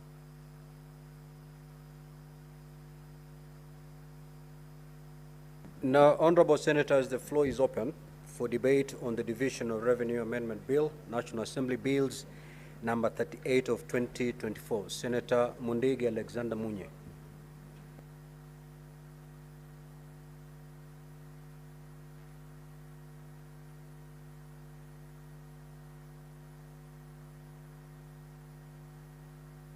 Kaunti zetu 47. Yangu ni kushukuru magavana ambaye tulisikia wakitanjwa ama wale walikuwa kwa orodha ambayo wamefanya kazi nzuri, na vile walifanya vizuri kwa sababu ni njia ya kutuonyesha ushujaa wa kusaidia ukatusi katika mashinani. Nikitaka kusema yangu si ungi mkono ambaye kupunguza ile hela kaunti zinapatiwa, kwa sababu tukikumbuka mwaka uliopita kaunti zote tulipatia bilioni 385, na tukiwapatia zile hela magavana walikuwa nataka bilioni 425, na tulikuwa tunaona hizo pesa tukiwapatia asitaweza kusaidia ukatusi katika mashinani. Kama nikiangalia katika Embu County, hizo pesa ya mwaka jana ilikuwa bilioni 385. Sisi katika Embu County, Madam Speaker, Embu County tulipata bilioni 5,200, na katika Embu County hizo bilioni 5,200 huwa unakuwa gavana na serikali yake na MCA wakikaa chini kwenda kusema vile sitafanya kazi, unakuta katika Embu County kuna shinda, kwa sababu unakuta gavana wakati alichaguliwa alikuta pending bill na wage bill, na zile hela vile sinafanya kazi unakuta pending wage bill huwa kila mwezi analipa milioni 250 na assembly anaipatia milioni kama 50. Unakuta ile hela sinabakia pesa kidogo. Kwa hivyo Mr. Speaker, mimi naona hizi pesa haitoshi. Pia unakuta katika kazi ya county kama Embu zile hela unakuta inafaa kila shule ya mchingi yote iwe na ECD moja, na unakuta hakuna pesa ya kufanya hiyo kazi. Unakuta hiyo hela haitoshi, unakuta inafaa kila masinani, kila location ama location dogo iwe na maji ya kulima, mambo ya kulima, na hiyo pesa ndio inafaa iangalia hata mambo ya mifugo. Pia hiyo hela inafaa iangalie mambo mengi. Kwa hivyo nataka kusema Mr. Speaker, ile hela haitoshi, na pia ile hela unakuta katika kaunti nyingi, asua kaunti ya Embu, unakuta mambo ya hospitali, unakuta wananchi na wale walituchagua masinani kwa sababu ya ile pesa ile tunapata, unakuta katika Embu County ni kidogo, kwa sababu unakuta tukipatia governor ile pesa ikienda Embu County alikuta pending bill ya bilioni 2.2 unakuta. Kwa hivyo unakuta zile pesa haitoshi. Kwa hivyo Mr. Speaker, nataka kusema wale watu tutachagua waende wakaongea, nataka kusema wawe na usunja ya kuzungumzia kaunti zetu, kwa sababu kaunti zetu zimeumia. Na unaona magavana wengi wamejaribu kusaidia kaunti, lakini unaona tukiwapatia hela kidogo kama vile inapitishwa bilioni 380 inakuwa ni kidogo na bilioni 5 ile tulikuwa tumepeana mwaka jana. Kama sasa unakuta kaunti nyingi itakuta haitafanya kazi mzuri ile nafaa. Mr. Speaker, ukiangalia kama county government ya Embu, unakuta governor mwaka uliopita kwa ile governor wa zamani alikuwa anaokota milioni 400, na saa hii serikali iliyoko katika wakati huu imejaribu sana kutoka milioni 400 ifike milioni 750. Kwa hivyo sisi tukiwa hapa, tukiwa maseneta, ningesema maseneta wote tuungane pamoja, tupinge yale serikali kuu ya national ikiwa pia ile pesa ikiwa inakaliwa chini na MPs. Ile pesa wametupatia, tupinge ile bilioni 380, tuseme ni kidogo, kwa sababu hawa MP wanatupatia hizo pesa. Tumesikia wengi wakisema magavana wafanyi kazi. Ningetaka kuambia MP wote katika Kenya mzima, mambo ya kuangalia mambo ya kazi sio mambo ya MP, ni mambo yetu tukiwa maseneta. Tukisema for example, kama tukiangalia kama sasa county, hata kama tunatetea mambo ya pesa, wamekuwa na shinda hata ya kulipa misahara. Unakuta kaunti nyingi, ikiwa moja ni kaunti ya Embu, Mr. Speaker, unakuta pesa inakaa kama miezi 3. Kama sasa Mr. Speaker, kutoka Julai, mwezi wa 7, mwezi wa 8, mwezi wa 9, unakuta Treasury hainjapeana pesa katika kaunti zetu, ikiwa kaunti ya Embu, unakuta magavana wanaumia sana. Kwa hiyo ningeomba serikali kuu iweze kupatia magavana pesa ile inafaa. Mr. Speaker, tukiangalia kama ni MPs, unakuta constituency moja MP amepatiwa milioni 150. Hapo anaongezewa milioni 60 ya parapara. Hapo tumesikia njuzi wameongezewa milioni kama 50 ya kuweka stima na uwezo fund. Sasa unakuta wamepatiwa pesa nyingi, na unakuta sisi tunatetea ukatusi, unakuta magavana wananyimwa pesa. Kwa mimi nikiwa senator wa Embu County, mimi napinga mara 100 mambo ya hiyo pesa, wapatiwe ile pesa tulipitisha bilioni 400, kwa sababu sisi tuko hapa kutetea mwananchi ambaye ule yako masinani.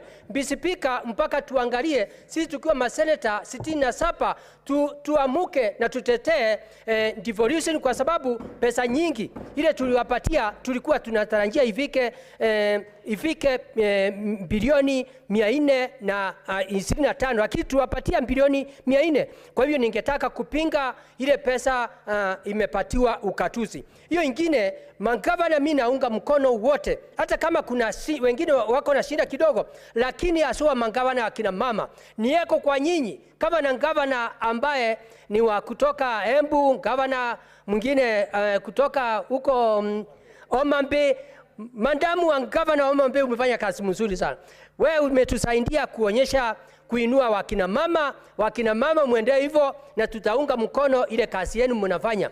Hiyo ingine nataka kusema magavana wengine akina mama na wale akina wazee waangalie ile kazi imefanywa na gavana wa Omambe na gavana wa Embu, wanaendelea kufanya kazi nzuri. Kwa hiyo Mr. Speaker, mimi napinga kabisa ukatuzi ipatiwe pesa ile ya kutosha. Hii pesa ya CDF, sina shida mambo ya pesa ya CDF, lakini MPs uangalie ile kazi inafanywa masinani, na unakuta shinda ya gavana, kama ni mama anataka mtoto, anapata mtoto, anapelekwa hospitali. Kama ni watoto wa ECD, hakuna shule, mambo mingi, hiyo pesa haitoshi. Mambo ya maji, unakuta magavana wengi saa hii wako na vita ati wafanye kazi. Kama ukienda kwa magavana wako na shida nyingi. Kwa hivyo nataka Mr. Speaker kupinga ile pesa tulipeana bilioni 400, governor counties siweze kupatiwa. Asante Mr. Speaker. Thank you, Senator Mudigi. Senator Chimera Raphael.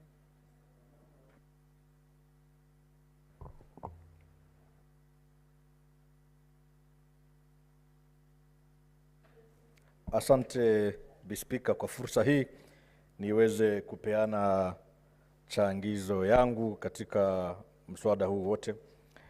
Bispika, mimi naunga mkono mswada huu, lakini kwa masikitiko makubwa sana Bispika. Kwa masikitiko kwa sababu Bispika, nafikiri bunge hili lilipata fursa hapo awali kuweza kupitisha ile fedha ambayo kwamba inakwenda katika kaunti zetu. Kaunti yangu ya Kwale ikiwemo Bwana Spika. Bispika, kumradhi. Na mswada huu Bispika tumepoteza nafikiri takriban bilioni 20. Tuliweza kupitisha bilioni 400 hapo awali, na naona katika ile orodha ya fedha nayo kwenda kwa kaunti zetu katika mwaka wa kifedha wa serikali mwaka huu Bispika ni bilioni 380, ambapo kwamba tunaona kuna upungufu wa bilioni 20. Bispika, ni wazi bayana kwamba magavana wetu wanapata tabu sana na dhiki katika utendakazi wao kwa sababu ya ile shida yote ya fedha nchini mwetu.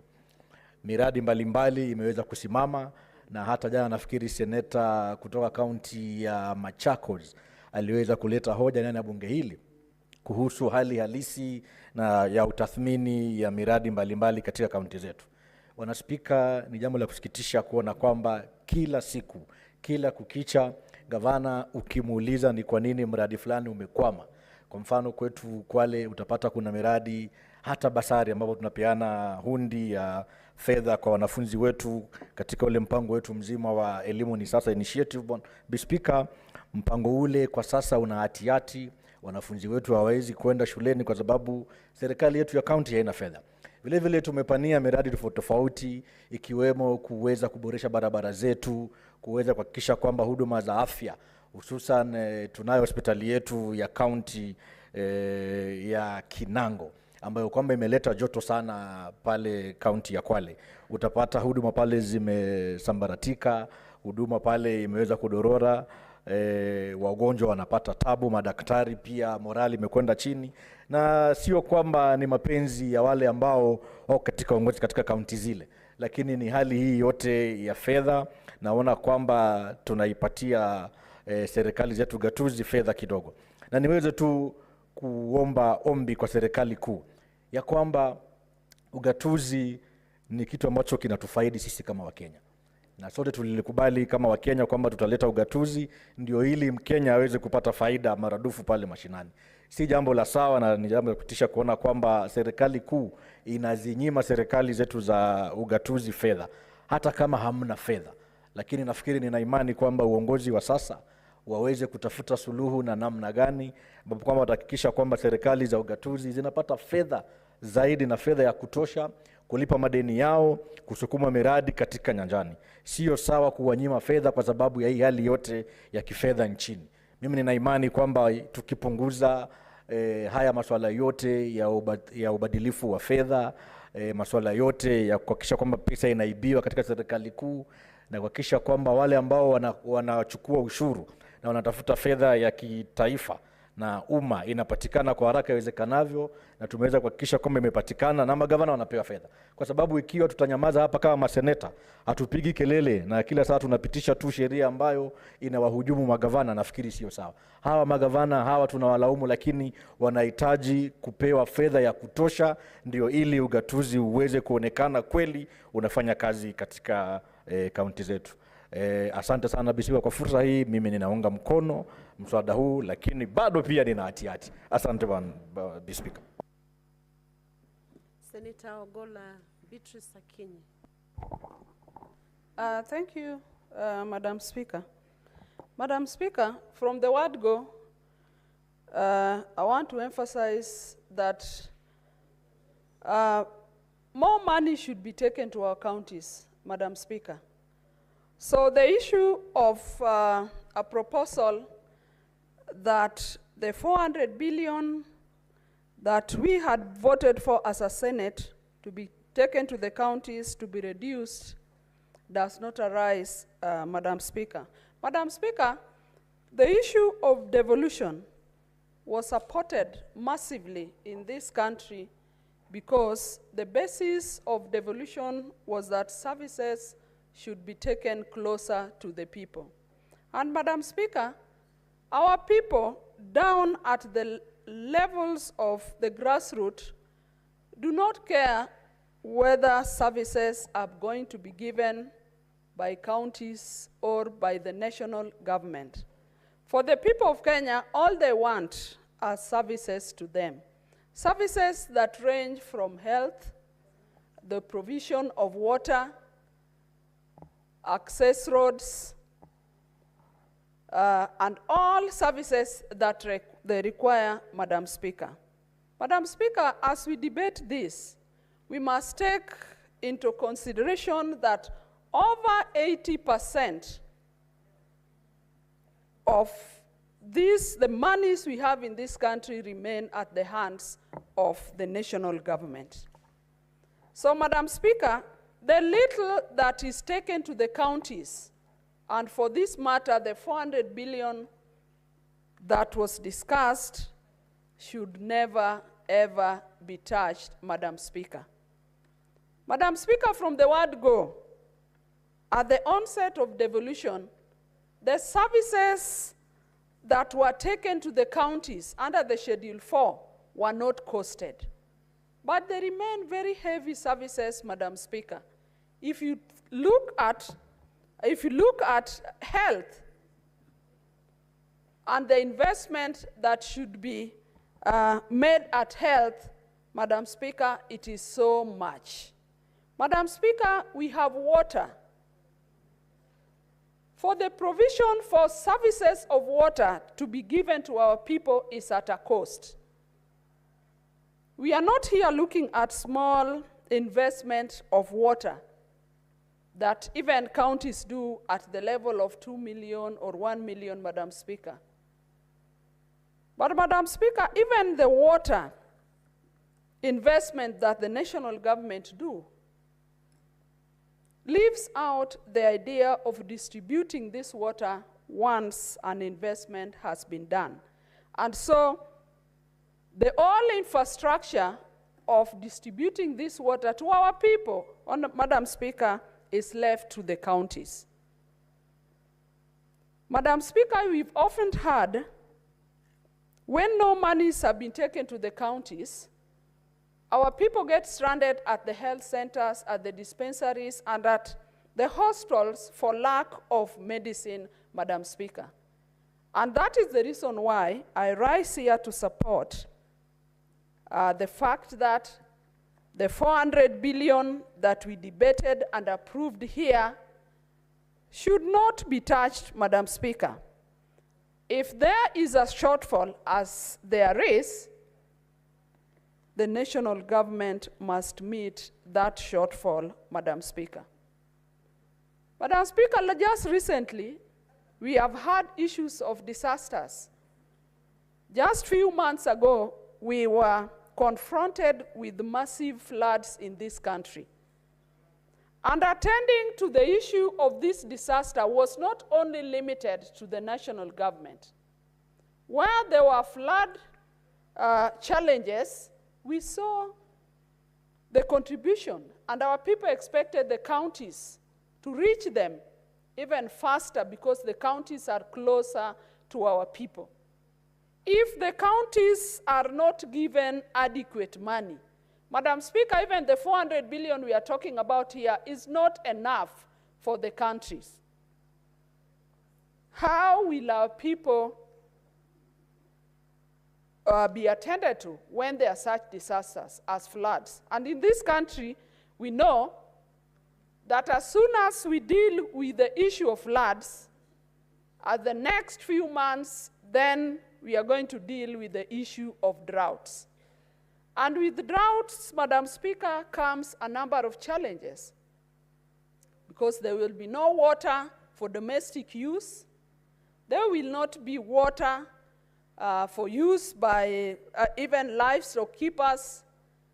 And Honorable Speaker, Madam Speaker, that calls for the counties to have money to attend to these disasters. These disasters are not only limited to floods or drought. Just the other day, we saw the issue of fire outbreaks.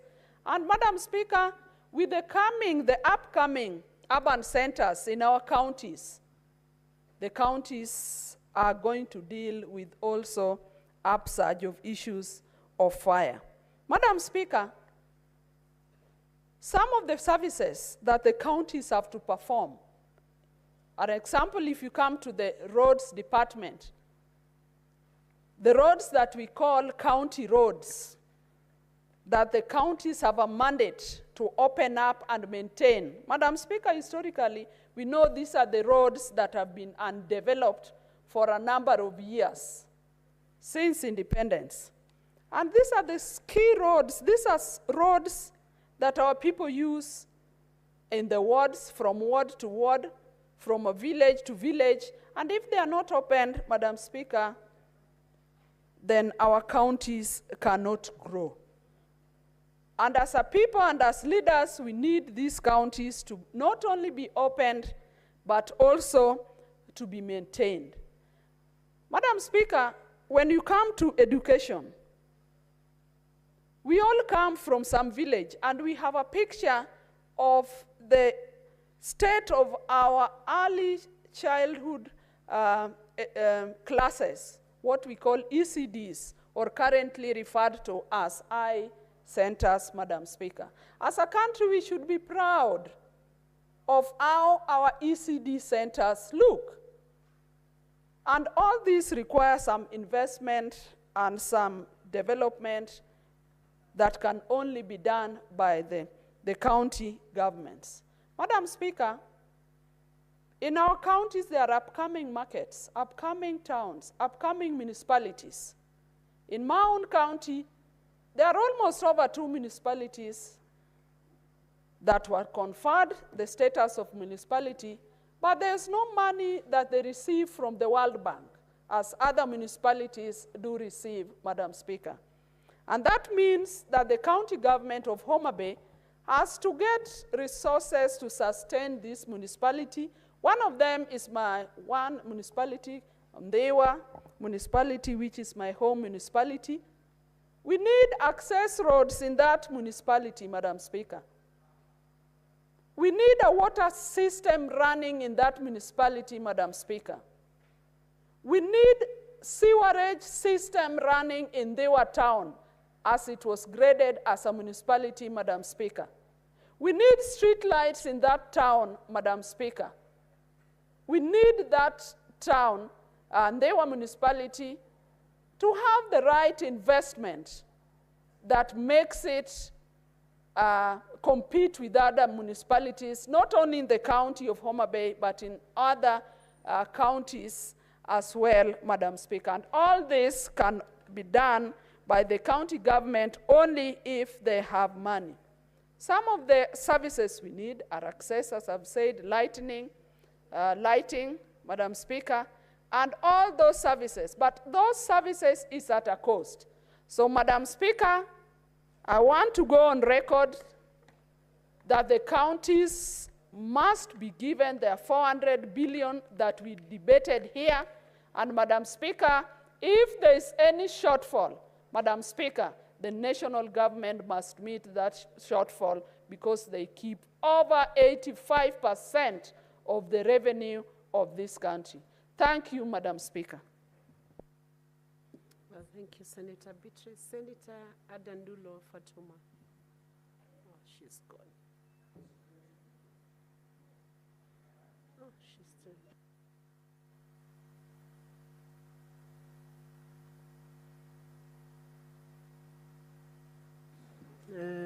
There is no other senator wishing to contribute, so I will ask Senator Boni Halwale to check whether you want to reply to the motion.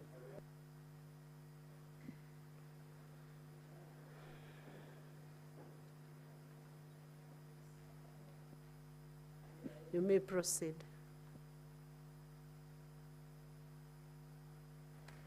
Thank you, Madam Speaker. Madam Speaker, I rise to reply, and in reply, I want to thank the House for standing with the committee. Madam Speaker, several people have spoken, and it is instructive that only one senator has disagreed with the committee, and that is Senator Chimera. Madam Speaker, I would like to appeal to Senator Chimera. When it comes to voting, you should join the rest of the members of the House, because we cannot, as a chamber, entertain any possibility of taking away money which has been granted through law to the counties of Kenya. Madam Speaker, many senators have truly enlightened the committee, and I want to applaud the contribution of the Senator of Nairobi. The Senator of Nairobi said something which appeared that I had not reflected on. He said that according to the Constitution, there shall be an annual division of revenue bill. An annual, meaning, as he said, that this bill can only come before this chamber once every year. So if we attempt to entertain this amendment that amends Section 5, we shall therefore, in effect, be bringing the division of revenue bill twice before this chamber. Madam Speaker, therefore, we would be opening ourselves up to the possibility of litigious Kenyans, and there are many these days, taking our decision here to the High Court, and we shall lose. Because their position will simply be that the Constitution says there shall be an annual division of revenue bill. And the court will say, yeah, you're right. They have made it twice, and therefore they have contravened the Constitution. I would like to request our members in the National Assembly to bear with this reality and honestly allow the 400.16 billions to pass. Madam Speaker, there are many areas in ministries of government, in departments of government, and within the agencies of government where rationalization can be done so that this 20 billion can be found, Madam Speaker.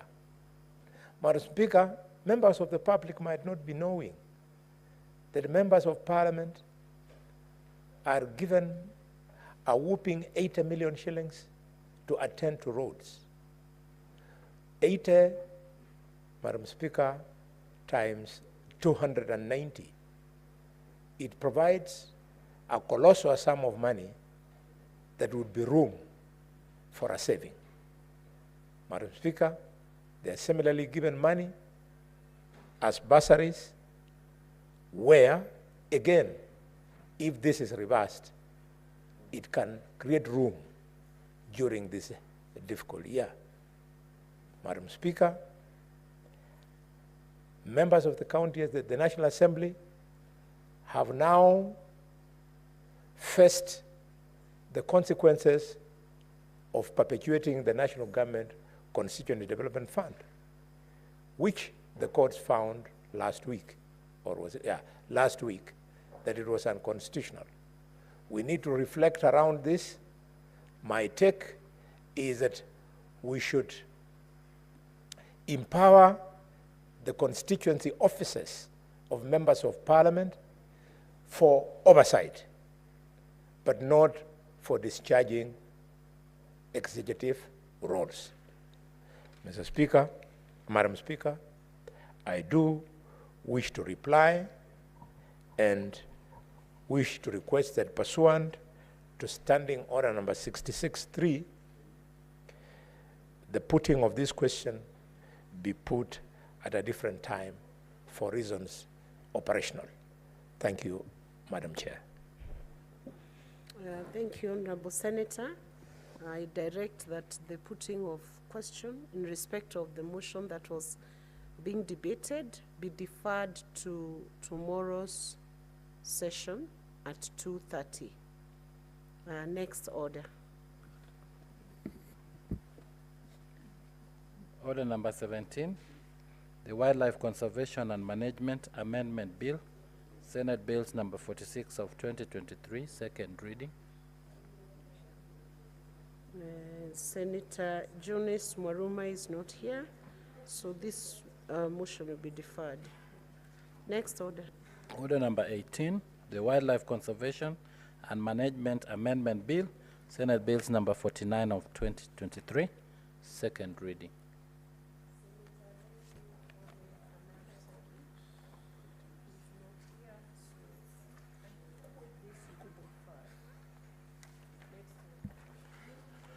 Order number 19, the Cooperative Societies Amendment Bill, Senate Bills number 53 of 2023, second reading.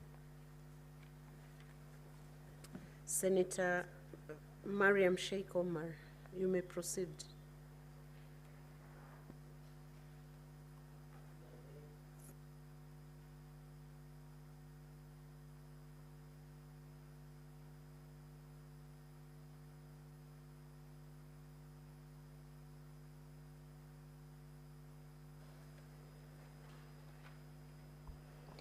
Thank you, Madam Speaker.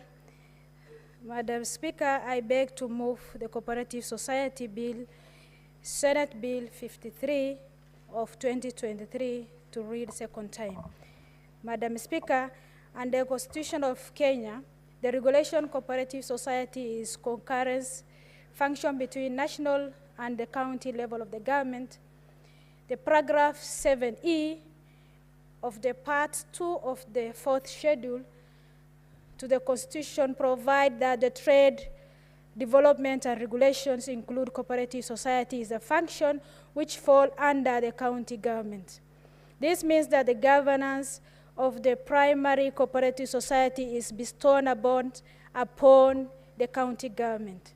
Upon the other hand, the national government is mandated to come up with a national policy on regulation of cooperative society.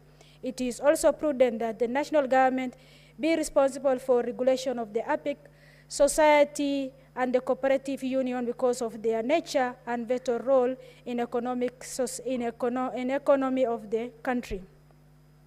Madam Speaker, the Cooperative Society number 12 of 1997 was enacted 1997 and came into operation in 1st June 1998.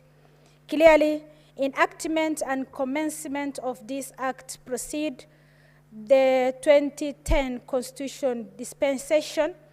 This necessitates that the amendment of the Cooperative Society Act number 12 of 1997 to align it with the Constitution of 2010 and set out the respective function of the national government and of those of the county government regard the governance of the cooperative society. Madam Speaker, Clause 2 of the bill seeks to amend the Section 2 of the Act to broaden the definition of the cooperative society to include provisionally registered cooperative societies. It also seeks to update the terminology by removing the definition of the term ministry and insert a new definition as Cabinet Secretary, the County Executive Committee members, and the Director to align with the current administrative and structural change in the government. Madam Speaker, Clause 3 of the bill to seek to introduce Section 2A into a principal act which deletes the guiding principle of the cooperative society, including non-discrimination, voluntary and open membership, democratic member control, autonomy, and independence. It also emphasizes in public participation, continuity training, and cooperations among the society, so it's concerning for greater community responsibility and commitment and equity in income distribution, all of which are designed to uphold the core values and effective governance of the cooperative society. Madam Speaker, Section 4, the Clause 4 of the bill introduced a new Part 1A to the Principal Act specifying the function and obligation of the national and the county government in promoting development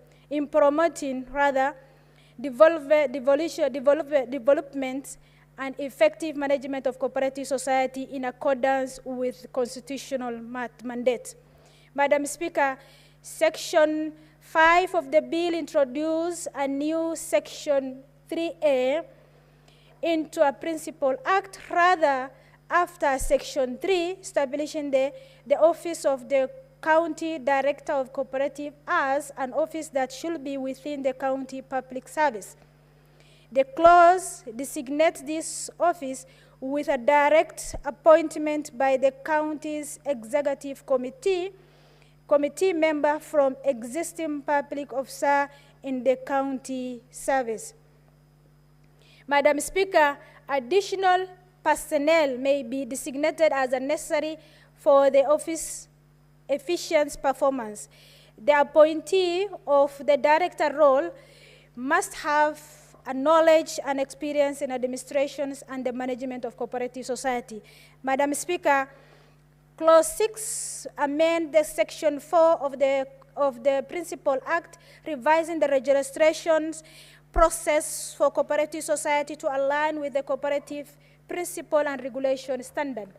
Madam Speaker, legislates Section Clause 7 legislates detailed registration protocols for primary societies with defined steps, timelines, ensuring transparency and efficiency for a new applicant seeking registration.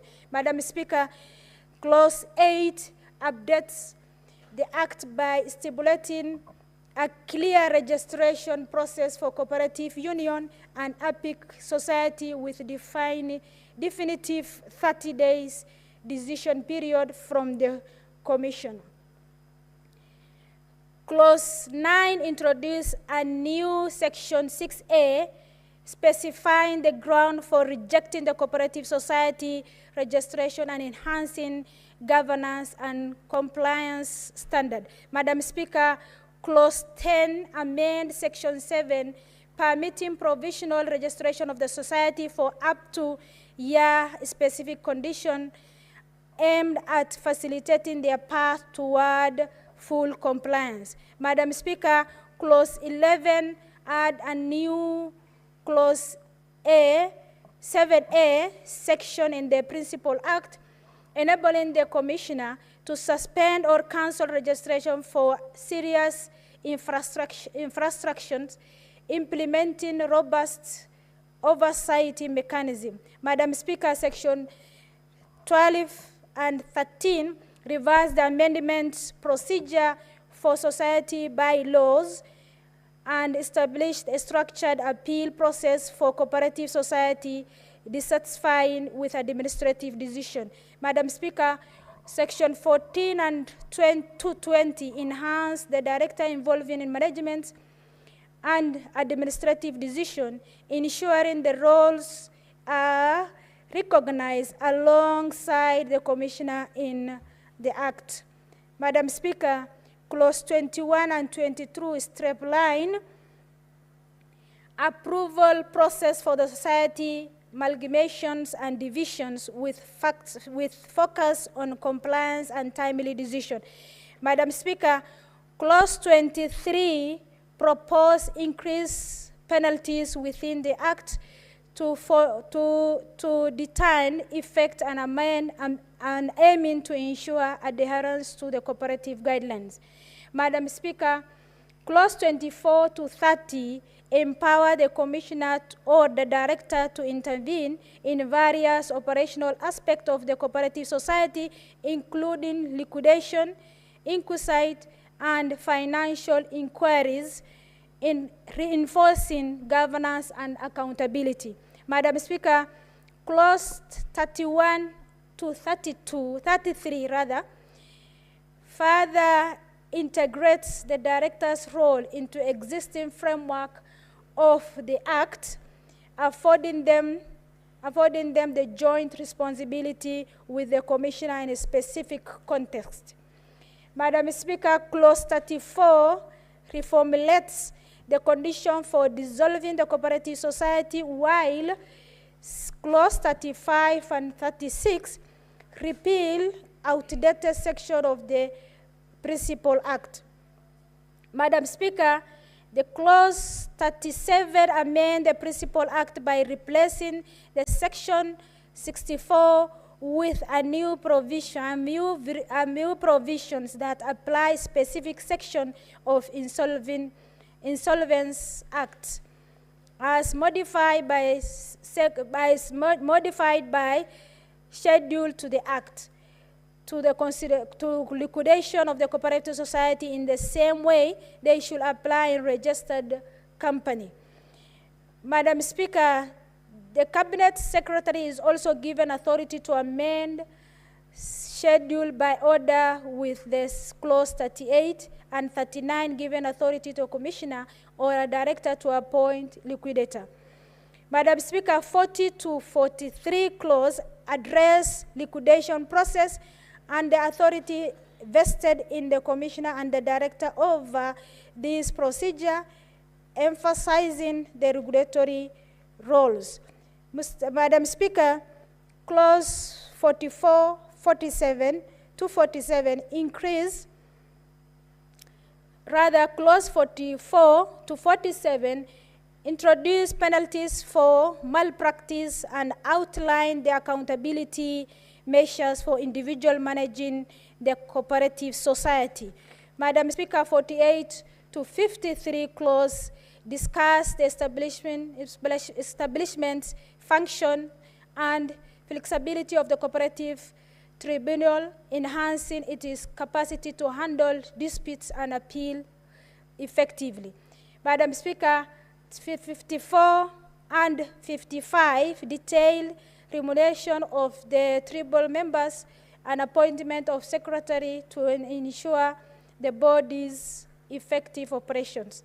Madam Speaker, 54 and 57 empower Judicial Service Commission to establish tribunal branches in the counties, while clauses 58 through 63 update terminologies throughout the Act.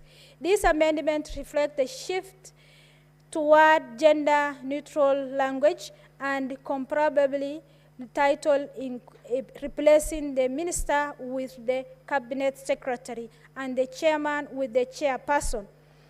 Madam Speaker, 64 to 66 clause clarify the role of the director and the transition power to the director of the public prosecution. Madam Speaker, as you noted from the remark on the bill, the proposed amendment to the Cooperative Society Act number 12 of 1997 are vital to align with the statutory framework with the Constitutional of 2010 and enhance the governance of the cooperative societies.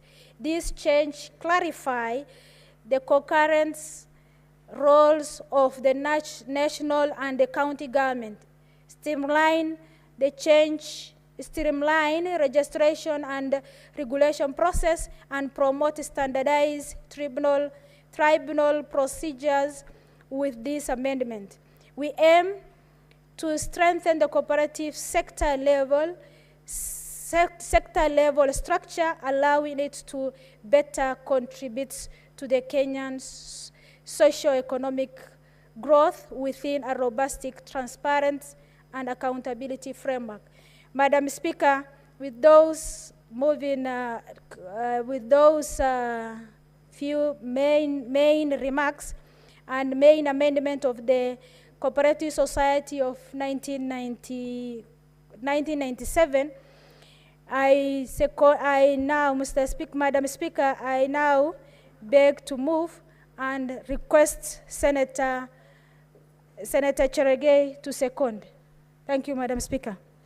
Thank you, Senator Cherargei.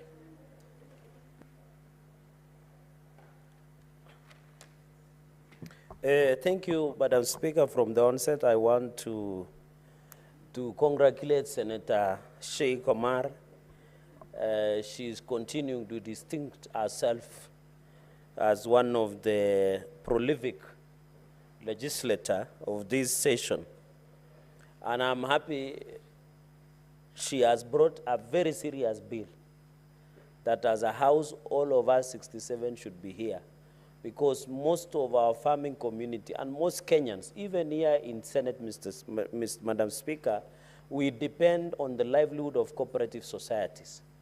Even Chair, Madam Speaker, personally, I'm a member of LSK Sacco Society.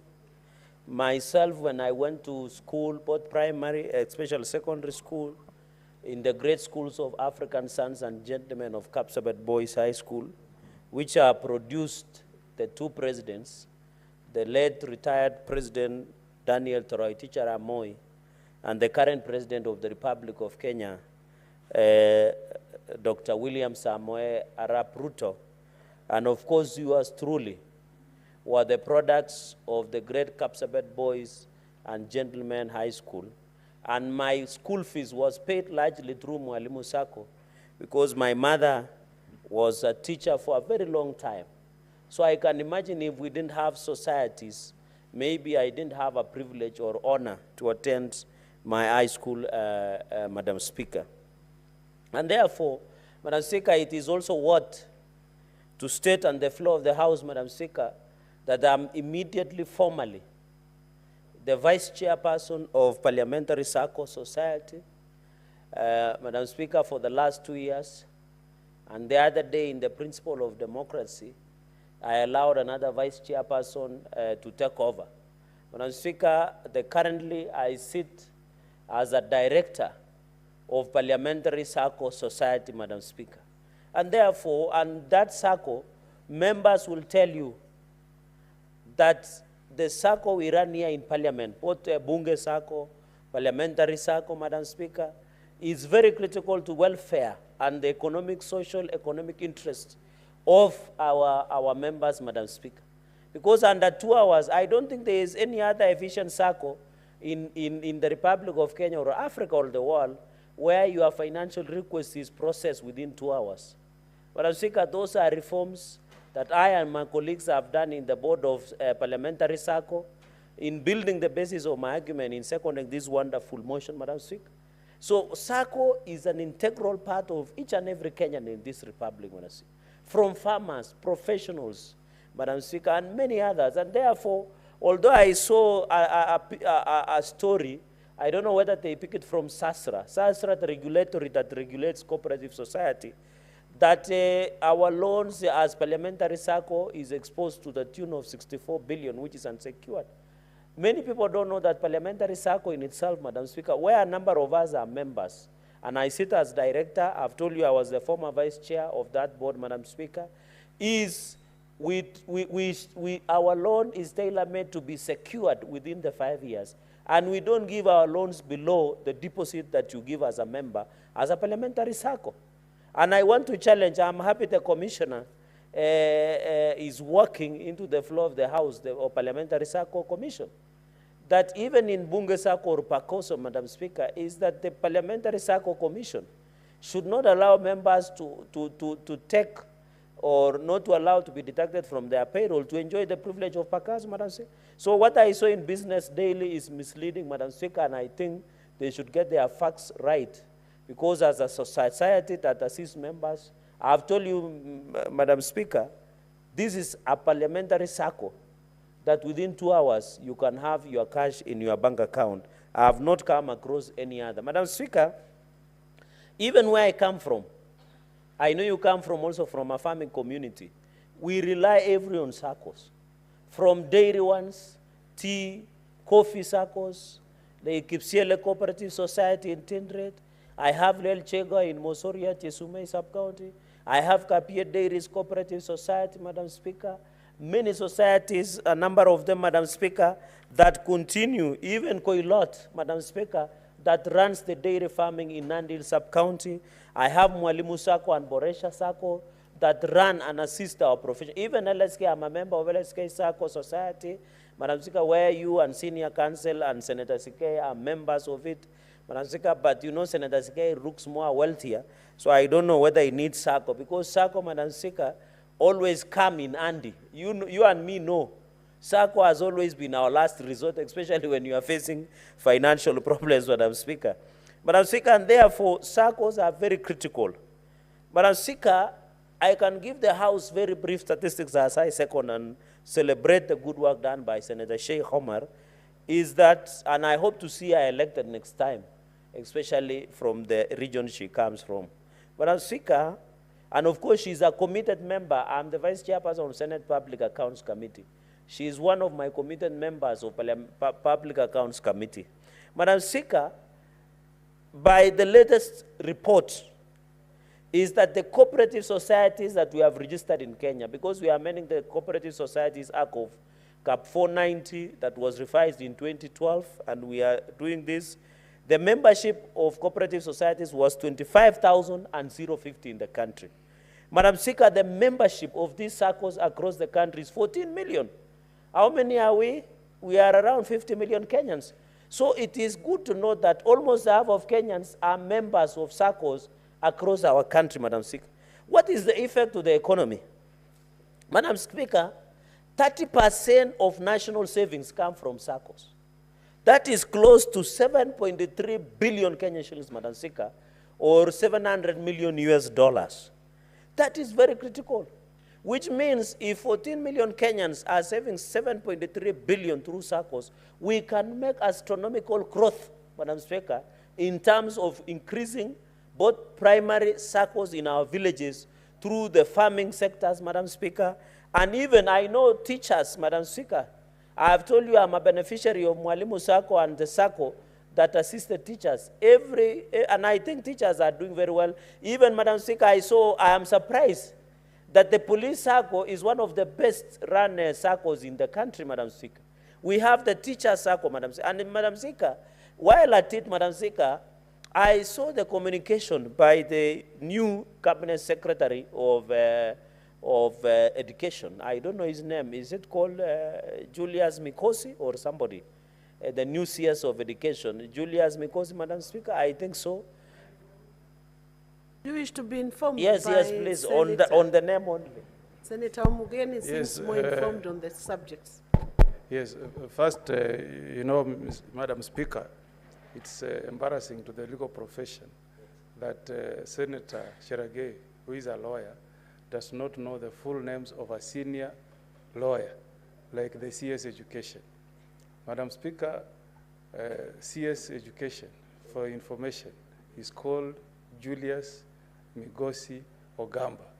And is your senior in the profession. You ought to have known his full names, Madam Speaker. Thank you. Thank you. I assume Senator Cherargei was having a problem with the pronunciation. Correct. I heard him speak out the name, but the pronunciation was all upside down. Sorry, Senator Cherargei. my apologies. I'm well informed. You know the reason I might not know him, he has never represented me in my legal troubles. If I had legal troubles mentioning Senator Sige and Senator Okongo Omugeni, then it would be a big deal. But I'm happy to be informed. The new CS of Education, Julius Migosi Okamba, a lawyer, of course. Madam Speaker, I was disappointed by his statement yesterday. Yes, the University of Nairobi. Madam Speaker, I was a bit jittery and uncomfortable over the statement he made yesterday, Madam Speaker. Because I'm informed he's also a classmate to Senator William Cheptumo. Madam Speaker, I was wondering, because the statement he made yesterday, while I did because teachers depend on SACCO, that the junior secondary schools, 46,000 need to apply afresh to TSC for employment. That is a divisive statement. Madam Speaker, when the appropriation was being passed in the National Assembly, we agreed that 19 billion to 19 billion should be allocated to confirm, not to apply, to confirm junior secondary schools in turns to transit from contract to permanent and pensionable. So, Madam Speaker, I hope the CS can clarify, because I am not having peace.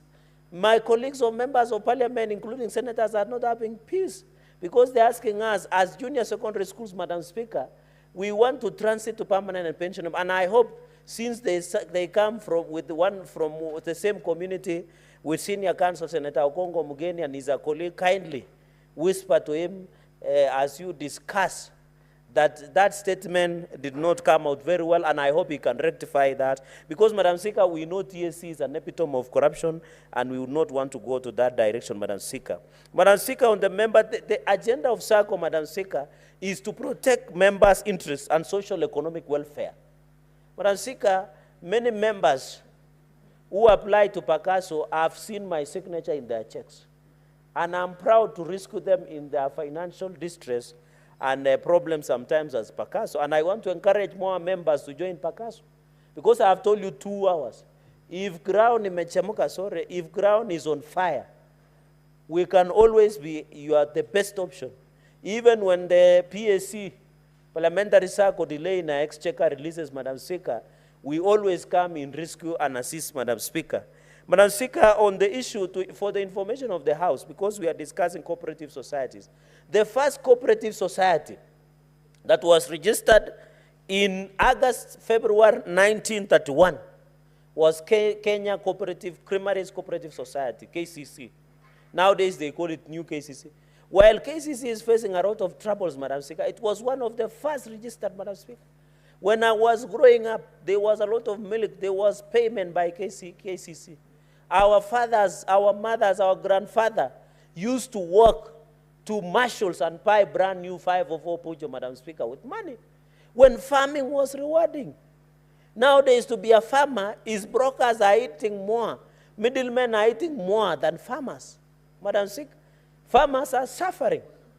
So in this new KCC, and I want to celebrate what we have done as a parliament, that in this financial year, Madam Speaker, we have appropriated 1.5 billion as a revolving fund to new KCC, Madam Speaker, to ensure we pay 53 shillings, Madam Speaker, to the farmer per liter. I am happy the President has said, out of 53 shillings, 3 shillings will go to cooperative societies that are used to run farmers' dairy products. And I'm happy, because that 3 shillings, Madam Speaker, that 3 shillings will be very critical in running the circles across the country. Madam Speaker, one of the challenges that you face both in Murima or Mount Kenya and Rift Valley over the coffee issues, Madam Speaker. Is also the running of, Madam Speaker, is 1931. Kenya Farmers Association was formed, KFA. My people call it KFA because of how you pronounce Madam Speaker. Was very instrumental in the growth of farming in our community. You would see everything, KFA everywhere, used to pay school fees and what have you, Madam Speaker. Even as we talk, another one critical was also the collapse of the corporate coffee society, Madam Speaker. There was in 1937 the formation of Kenya Planters Cooperative Union, Madam Speaker. That was critical, Madam Speaker.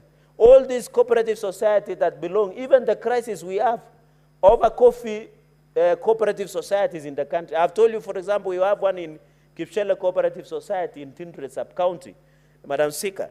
These societies are facing financial challenges and financial troubles simply because, Madam Speaker, simply because of mismanagement, corruption, and also the limited liability of some of these circles. And that is why I expected DCI by now. They should tell us who has been eating the cooperative society's money from Kenyans, Madam Speaker, and they should be arrested and prosecuted. Madam Speaker, while I appreciate, we have seen even Mumia Sugar Company and others, cooperative societies, outgrowers of sugar cane. Madam Speaker, whenever there is bailout of millions of shillings, Madam Speaker, where do this money come from? It is you and me who pay taxes to pay back bailouts for cooperative societies, yet the directors who ate the money have stashed their money in Cayman Islands, Madam Speaker, in Switzerland, in some tax havens that we don't know, Madam Speaker, in this republic. Madam Speaker, the essence and the cooperative society as we review, I want to thank Senator Sheikh Omar because the gist of this bill, Madam Speaker, is to clean up the bill of cooperative societies as was revised in 2012 and ensure the cooperative society is aligned with devolution, Madam Speaker. I'm happy the introduction of new chapters has tried to align because cooperative society is a co-shared function. I know, Madam Speaker, for the information, when we talk about Apex Society, it is a national level. That is what we call Apex Society. We have cooperative union, Madam Speaker. Cooperative unions means that its membership is restricted to primary societies. Primary societies, Madam Speaker, means it is restricted to individuals within the society, Madam Speaker. All this, Madam Speaker, will ensure there is accountability. Madam Speaker, I'm happy that they will be county director of cooperatives, and therefore, Madam Speaker, I agree we need to do cleanup of legislative interventions in the country, Madam Speaker. We need to still continue to do cleanup. Because now cooperative societies are in machinani, and therefore the introduction of the county director of cooperatives is very critical because issues of agriculture are more devolved. Others, there are circles, Madam Speaker. We know of Matatu Circle in various places, Madam Speaker, like in Kapsabet, although it's sad to say that in Kapsabet Circle, Matatus that operate between Eldoret, Kapsabet, Chavakali, towards Vihiga, towards Kisumu, don't have a good bus terminus. Because, Madam Speaker, when you go to Kapsabet, it has not been put at a standard. The governor has refused to ensure that there is an ultra-modern bus terminal within Kapsabet town. And it is sitting next to the Kapsabet market, where that market, there is no sanitary facilities, there is no toilets, it is very dirty, Madam Speaker, there is no electricity. The Mamamboga are putting their produce on the ground, which endangers our people from diseases that are communal or diseases that are not sanitary, Madam Speaker. So the appointment of a cooperative society director of the county is very critical and will ensure, Madam Speaker, the registration of primary societies, especially, Madam Speaker, by ensuring that we go, Madam Speaker, we go into various issues in terms of registration. I think, colleague senators, through the Speaker, if we want our economy to be strong in the country, Madam Speaker, did I see Senator Okiya Mutata? Oh, sorry, I thought I saw Senator Okiya Mutata. Madam Speaker, if we want to grow the wealth of our people, and I know the region you come from, they have known the secret of circles, from both Matatu, farming, and many others. When you go to Mount Kenya region, even where Senator Mundigi, the spokesperson in Kwazo, Mount Kenya East, will tell you there are so many circles that belong to tea that belong to coffee, Madam Speaker. A number of them, because I'm told that seat went a long time ago. Madam Speaker, those regions that have SACCOs, especially people from Mount Kenya, have known the essence and the importance of SACCOs. And that is why they are able, even we used to have Sirgoek Cooperative Society, where even when you go to Eldoret town, that was it that started 40, 50 years ago, are owning serious buildings, Madam Speaker. Even our communities from northern part of Kenya, Madam Speaker, they normally do, even the Indian community normally run generational wealth in a level like the SACCOs. And like, for example, I think Cooperative Bank of Kenya started as a society. It has transited to the bank, Madam Speaker, and I think that is very important. So the primary society, I'm happy it has been simplified, Madam Speaker, because I'll make 4 comments. The primary society has been simplified for registration for any person, especially even wakulima who understand, because the average age of a farmer is 50 years. Kumba, I was right, I had seen Senator Okiya Omtata, Madam Speaker. I thought he is in court challenging the appointment of Inspector General of Police, Douglas Kanja. Madam Speaker, when you look at clause number 7 on compliance, this is just a matter of procedure to clean up the bill, the cooperative society, Madam Speaker. Madam Speaker, on the issue of certificate of registration or provision, I think that is very critical in issuance of those to primary. In fact, I'm happy that the timeline that has been given Director of Cooperative Society has been given to ensure that there is time limit in terms of issuance to the certificate, Madam Speaker, as provision of that clause, Madam Speaker. Madam Speaker, on the issue of the role of Director of Cooperative Society in counties is to create civic education, to ensure, Madam Speaker, that all farmers are given the proper and accountability. What we need to do, Madam Speaker, is to ensure oversight. I have insisted the biggest underbelly, the soft underbelly, Madam Speaker, just give me 30 seconds, Madam Speaker, to second properly. The biggest threat, in conclusion, Madam Speaker, the biggest threat to cooperative societies. You have 1 minute, Senator. Thank you. And who is saying no? Madam Speaker, the biggest threat to cooperative societies is corruption and mismanagement by the people who manage cooperative societies. Madam Speaker, with those very many remarks, while I congratulate Senator Sheikh Omar for providing this prolific, very concise and precise bill towards cleanup and enhancement of cooperative society, it is my honor, pleasure, single duty, with a lot of honor and privilege, Madam Speaker, to therefore second this bill, the Cooperative Societies Amendment Bill 2023. I thank you, Madam Speaker. Thank you. Thank you, Senator.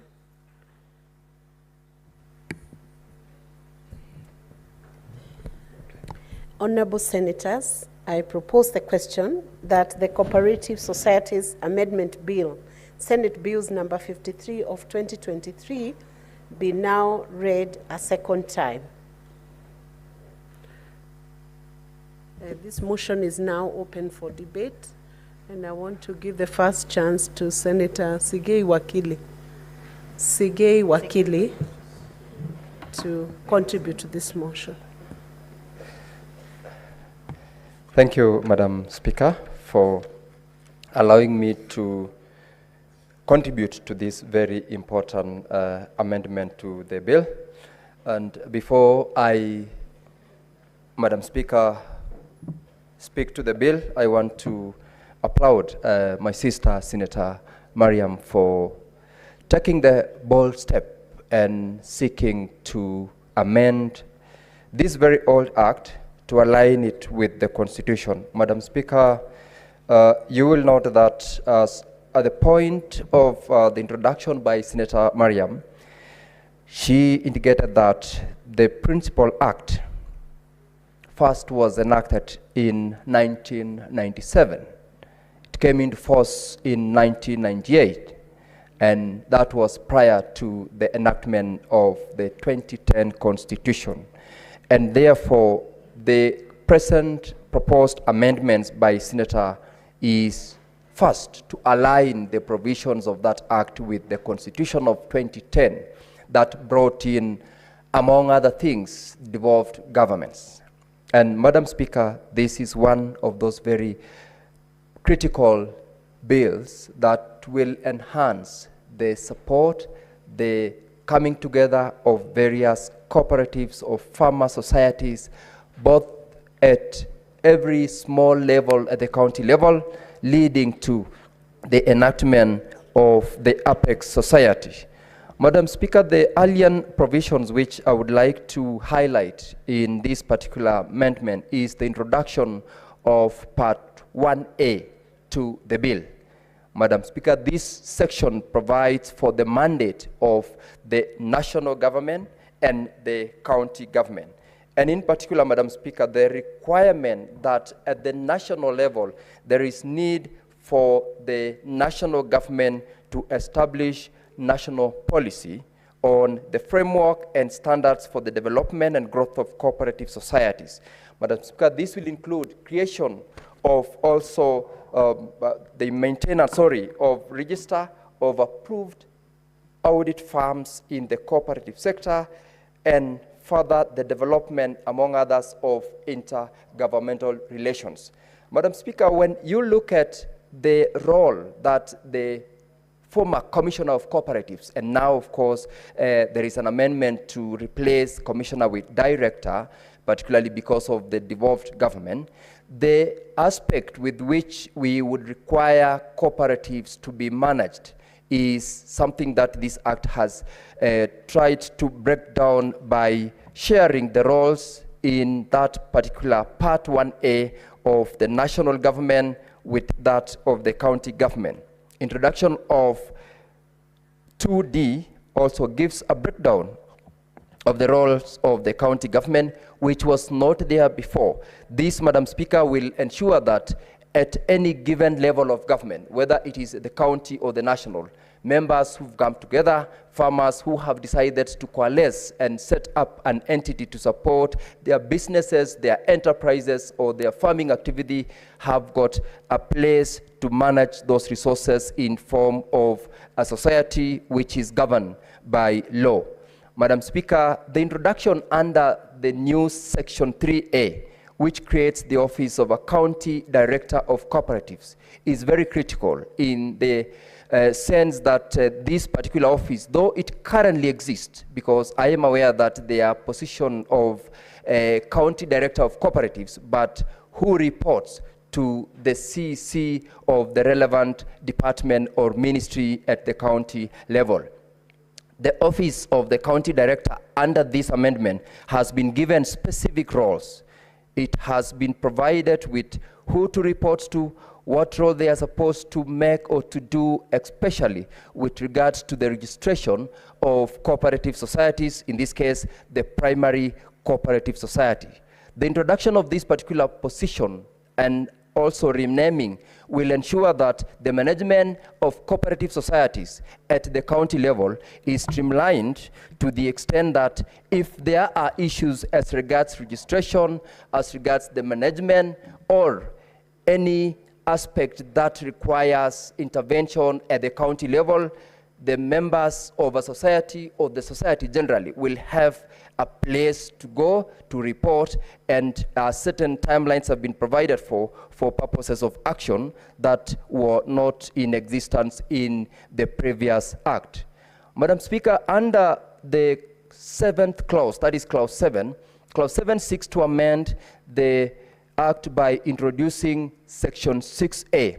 Section 6A is the section that is relevant for the registration of now what we call primary society. In this case, Madam Speaker, it gives a requirement that for a society to be registered as a primary society, that is at the county level, it must comprise of not less than 10 members, where they will be required, among other things, to provide for the minutes, prescribed fee, copies of the bylaws that they will require, that will be required to have, information on the names, addresses, signature of the 10 members or more than 10 members for that matter, and that these members have met the requirements to come together and form a primary society. Of critical importance, Madam Speaker, is the requirement that the director is given specific timelines within which he or she is required, upon receipt of the application, to undertake the registration. And in this case, Mr. Speaker, there is an introduction of Section 6A, subsection 3, that gives the director a maximum of 20 days within which he or she is required to do what is described as pre-registration procedures. In this case, Madam Speaker, the director is given limited timeline for purposes of efficiency in terms of registration. I do know that various societies always would have challenges where upon putting in an application, they don't get any response, the registration takes longer than expected or ordinarily is expected and is reasonable, but this law will ensure that the director is supposed to undertake pre-registration procedures within a maximum of 20 days. That enhances efficiency. It encourages members also to reduce on the waiting period for purposes of registration. After the pre-registration procedures, that is 20 days, the director is required to submit that particular application to the commissioner within 7 days. The commissioner thereafter, under the provisions of the new Section 6A, subsection 6, is required, the commissioner is required within a period of 14 days to ensure that the society is registered. In total, Madam Speaker, and this is very critical, it's very important, in total, a society that is seeking to have it registered can have its certificate of registration within a maximum of 31 days. That is a very, very important provision in law that, besides efficiency, it encourages members to formalize their caucuses, to formalize their registration processes, and ensure that they can get the benefit of a registered entity. These 31 days, Madam Speaker, is now cast in law, and I fully support this particular provision. Further, Madam Speaker, as regards the provision of an apex society, there is also a time limit within which the commissioner is expected to undertake the registration, and the introduction of new Section 6, subsection 4, where the commissioner is dissatisfied with the document submitted that the society is not fit for registration as applied. That communication must be done in writing within 30 days from the date of receipt of the application. That also limits the delay processes that we normally subject registration applications by cooperative societies. And in this case, if there is a requirement that has not been met by a society seeking to be registered, it takes only the commissioner a period of maximum 30 days to write back for purposes of that particular cooperative society to comply with the requirement. Failure to communicate, Madam Speaker, if the commissioner fails to register a cooperative society or fails to give reasons for rejecting that registration within a period of 30 days, the law says that society shall be deemed to have been registered.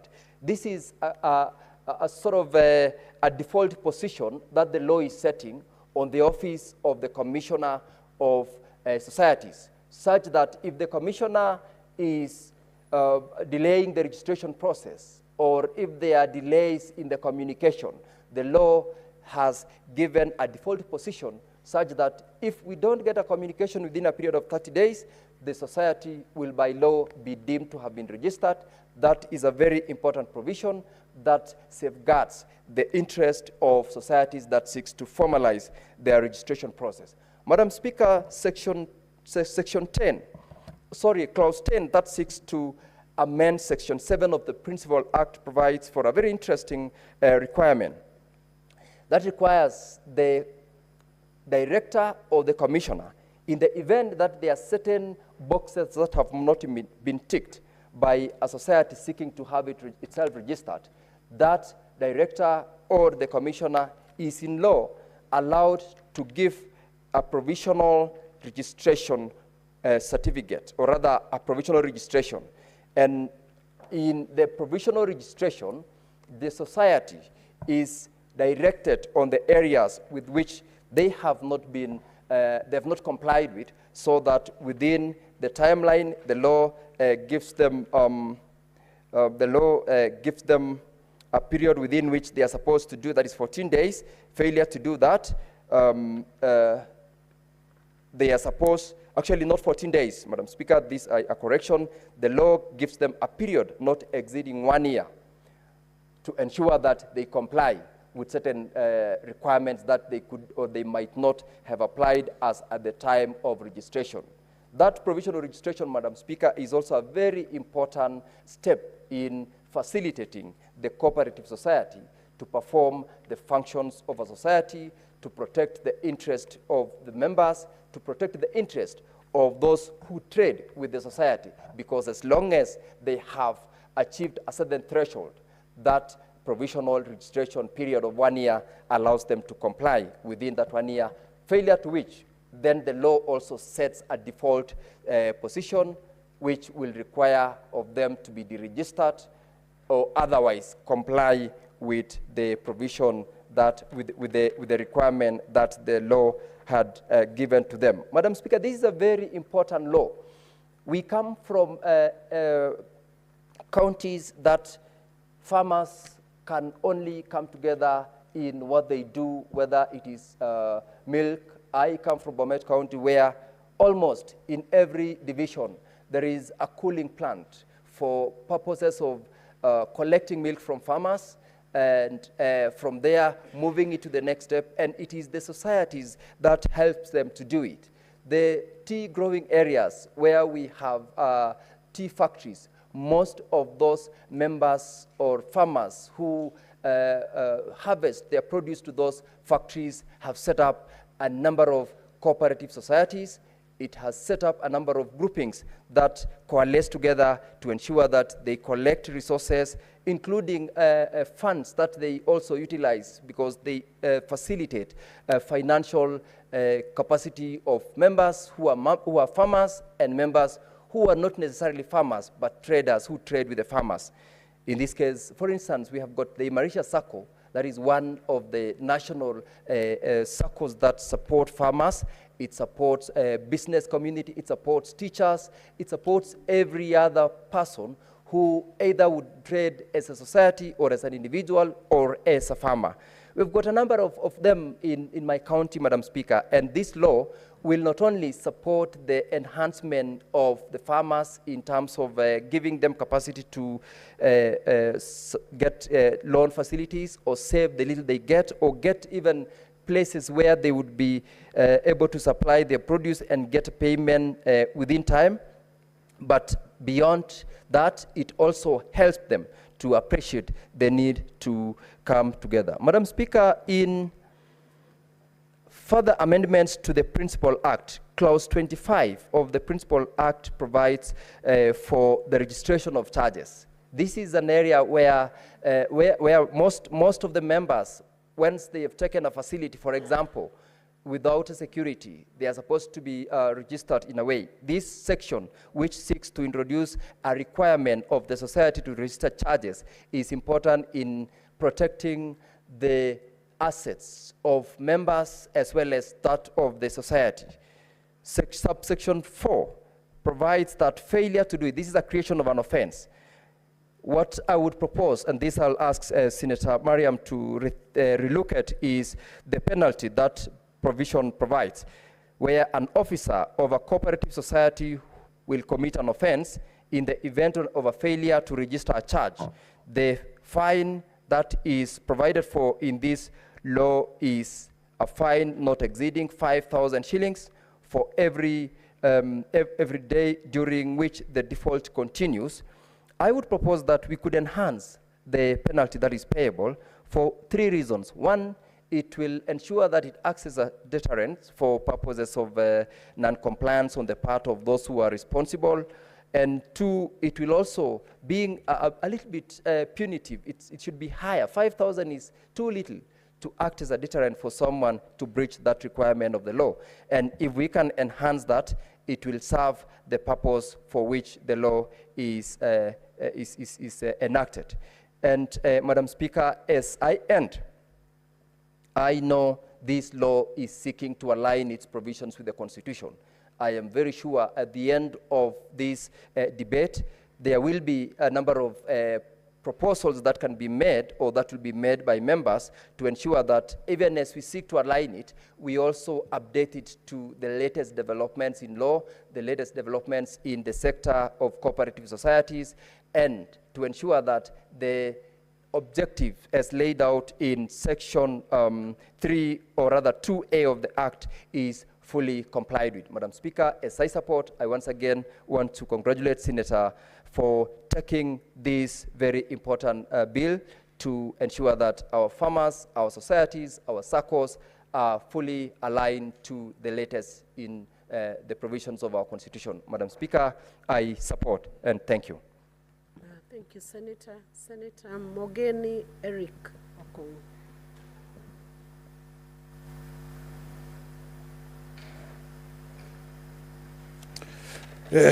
Thank you, Madam Speaker. I first want to thank the sponsor of this motion, this bill, rather, Senator Miriam, for thinking about the welfare of the farmers and business people of this country. Because, Madam Speaker, the main beneficiaries of this bill will not be just members of PACOSO, but our farmers, our business people, our bosses who have elected us into this House.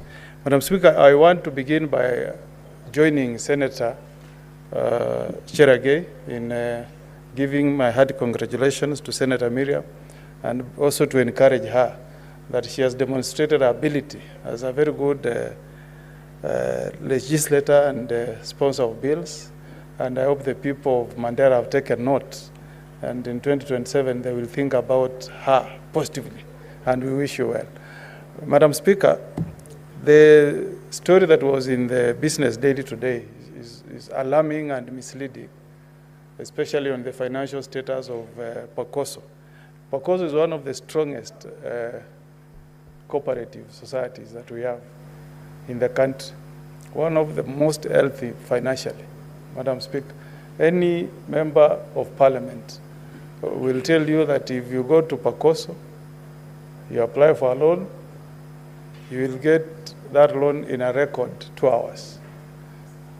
I think everybody who is a member here can be a witness, can bear me witness.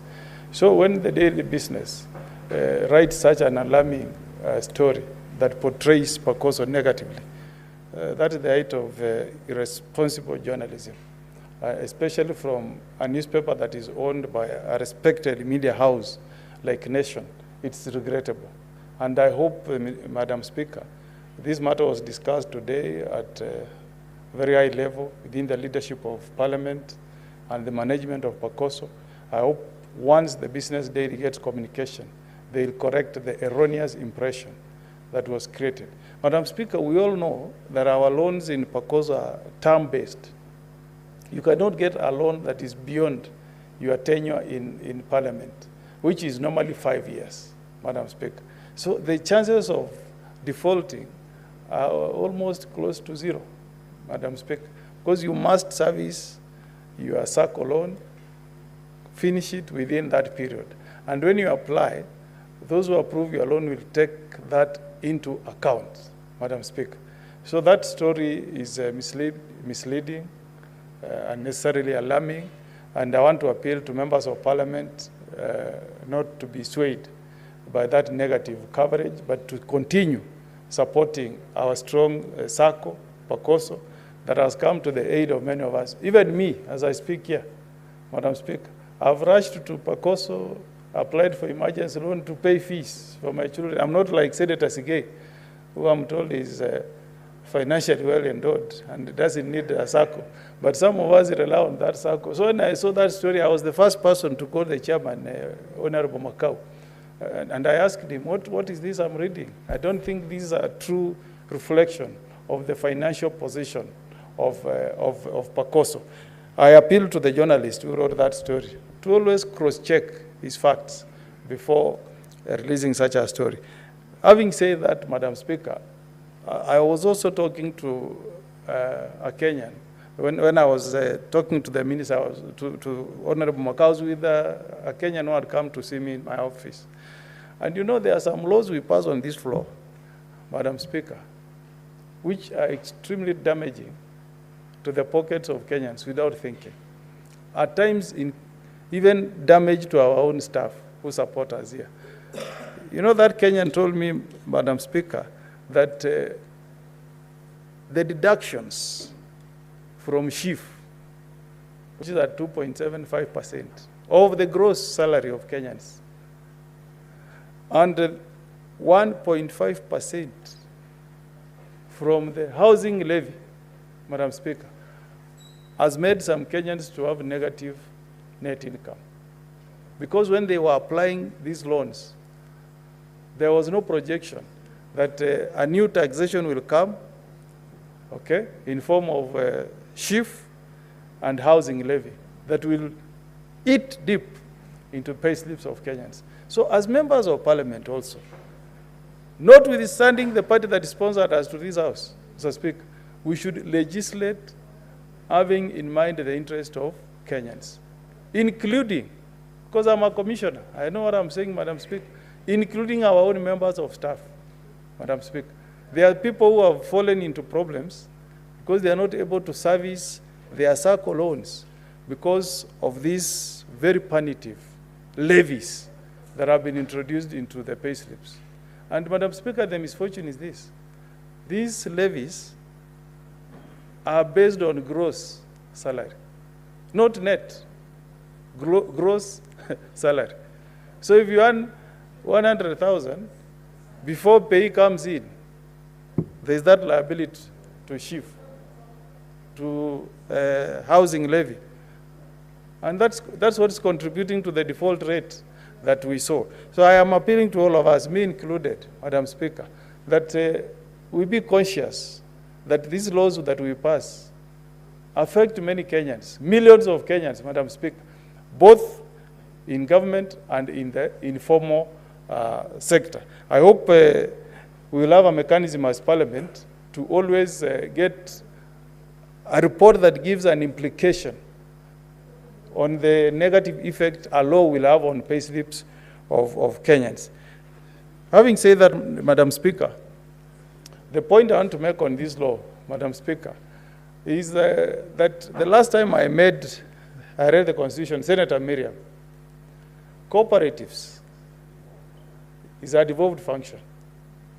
If you read the fourth schedule, Part 2, Section 7E, cooperatives are devolved function to our county governments.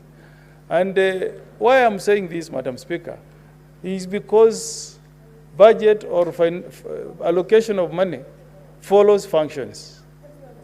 When we come up with a law like this, that seems to be giving a lot of responsibilities and duties to the minister, what that means that in budget making process, this will be factored. Because there is a law that has been enacted by Parliament that has given the minister responsibilities. The minister needs staff. Minister needs to do supervision, the way you have said, is the one who will declare redundant cooperatives. He will automatically, in his budget request, say, look, we have new pieces of legislation that have been passed by Parliament that we need to implement as a ministry, so we need an increased allocation in our budget. Why, Madam Speaker, can't we trust our ministers at the county level? I mean, they may not be our friends. I have one in Yamira, luckily for me, is my friend, in charge of cooperatives, called Bernard Maina from North Mogirango, Mawawa Ward. That gentleman can take care of all the issues that have been mentioned here in running cooperatives. That way, we are able to put a strong case when we are sharing money to give more monies to counties. Honorable Cheptumo, why on earth should we, 13 years after the passage of the 2010 Constitution, come up with a law and you are still making reference to the minister for a devolved function, Madam Speaker. Why can't we devolve registration of cooperatives back to their counties? The human being, whether it's a lawyer, Madam Speaker, the person to be employed in Nairobi and the person who will be employed at the county level will discharge the same functions. How come we can allow a criminal or anybody who has a civil dispute to go to a court in Nyamira, file a case, and a determination is made at the county, and that is final? Why must we say that to register a SACCO we need a commission of cooperatives in Nairobi? What for? We can have several commissioners of cooperatives at the county level, Mr. Speaker, so that we register our counties in real time. Mr. Speaker, if you look at the way we are evaluated as a country, the speed at which we are doing business, the speed at which we are allowing businesses to be registered, time frame is taken into account. Now here we are saying we are giving the person in charge 30 days to register a cooperative. Why can't it be done in a record 24 hours? If my account can be opened by a bank for me to put money in 48 hours, and I have a card, something that is digital, I will put into an ATM and I get the money. What is so difficult, Mr. Speaker? I'm challenging Senator Miriam to remove this belief that everything must be done by the national government. No, we can do it at the county level and do it very successfully. Mr. Speaker, when I was growing up, we had a cooperative society in Borabu called Eronge Cooperative Society. That's where we used to deliver our pyrethrum. Those days, agriculture was thriving. My late father, may Almighty God rest his soul in eternal peace, Mzege Karamogeni, was doing farming, pyrethrum, milk, tea. And Mama Nyamukami, my mother, was left to be in charge of pyrethrum and milk. And she used to deliver those produce to Eronge Cooperative Society in a market called Tinderet. Mr. Speaker, you know my home, you have been there. In a market called Tinderet. And at the end of the month, she would go and collect her dues. She would feel proud that she has gotten a salary at the end of the month, not hawking. We were not hawking milk, where you are getting 10 shillings, 20. No, you deliver to Eronge Cooperative, and at the end of the month, you get your income. And things were working. But unfortunately, Mr. Speaker, those things have since died, even with the coming of devolution. Eronge Cooperative Society is not there. In my own home, where I came from, where I was born, in West Mogirango, Bosamaro Ward, people had all those cash crops. Pyrethrum was there. I don't know whether there is any senator here who will tell you that they still have pyrethrum. It's dead. Milk. We used to deliver milk to KCC. Mr. Speaker, that is from your account, you know it. We share it. Actually, it's on the boundary. We used to deliver milk to KCC. All farmers in Kisi, by then it was the larger Kisi. We only had one district for Omogusi, Kisi. We all used to deliver our milk to KCC. My people in Bosamaro ward used to deliver their pyrethrum to Sironga, to Makairo, to Tinga. And they would get their money. And the ones in Tinga Cooperative own even buildings in Kisi town, Mr. Speaker. Now, what I expected from devolution, Mr. Speaker, is that we'll hype it up. I feel sad, Madam Speaker, that my people, famed for farming in bananas, are still hawking bananas at Ikonge. They're hawking bananas at Tinga Market there, at Keumbu, Mr. Speaker, without using a cooperative. And that way, Mr. Speaker, we are not getting value for money. There is no value addition. Our counties, our governors, my governor, Mzee Nyaribo, please wake up and help our farmers. We want to see more money into the pockets of our farmers, Mr. Speaker. We have pineapples in North Mogrango constituency, where the governor comes from.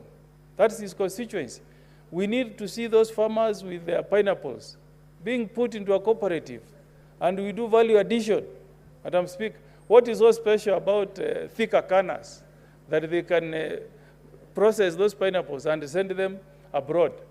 Mr. Speaker, does it mean the money you get in Bomet cannot produce butter and you ship it abroad? You can. We can. That's what we need to see from our county governments, Madam Speaker. That way, we can be proud, Madam Speaker, that devolution is helping our people. We are famed for bricks in Kitutu Masaba constituency, but these guys are selling them as individuals. There is no circle for farmers dealing with bricks. We have avocados in Kisii, but these things are, these farm produces are all being sold like hockey. We need to help our farmers. We need value addition. We have bamboo. We have the traditional vegetables, spaghetti. If our circles were working, if our county governments were to support our farmers with strong cooperatives, these vegetables can be packaged and be sold in dollars in America, Mr. Speaker. So this law, Senator Miriam, is a very good, initiative. I want to thank you for it, but I'm making a very special appeal that we should do away with these things of putting ministers, cabinet secretaries, to meddle into functions that are devolved. Section 2C. Why should the cabinet minister, secretary be the one doing framework for standards for development and growth of cooperative societies? Why can that be done by CC cooperatives in Nyamira? Why should the CS national government be the one formulating management for cooperative societies? These things can be done at the county level. It can be done by our own CCs at the county level. It can be done by our chief officers. So I want to propose that we do away with most of these references to our cabinet secretaries, and we leave it down at the county level. I'm happy with what is in section 3A, the proposed section 3A, where you have actually given power to the CC cooperatives. Like in Nyamira now, that power would be exercised by my CC cooperative, our CC cooperative, Mr. Bernard Maina. I'm impressed with the proposal. Now we pick members of the tribunal. But again, Senator Miriam, why are you giving power to the CS cooperatives to pick members of the tribunal? Why, Mr. Speaker? Why should the minister be the one picking members of the tribunal for cooperatives? Let us devolve these tribunals to the counties, okay? Why are we telling SRC to come in and set salaries for members of tribunals? Let that be a function that can be done by the JSC. I'm a proud member of Law Society of Kenya. I'm proud that you have proposed that LSK should give us 2 members. But I'll urge you to delete the part 3 that is saying that the minister should also pick 3 members. Let us allow the members of the legal fraternity, LSK, to pick members of this tribunal.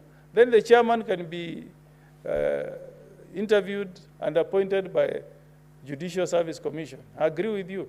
Then once they are in office, they themselves will recruit their own secretary.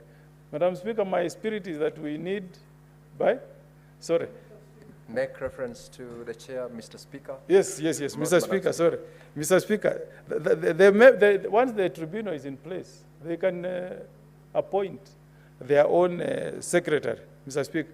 When I served as the chair of Law Society, I was privileged to appoint many people to serve in various tribunals, including, and I hope I'm not going to embarrass him, Justice Mwaniki Kashoka, whom I appointed to the the Procurement Appeals Tribunal.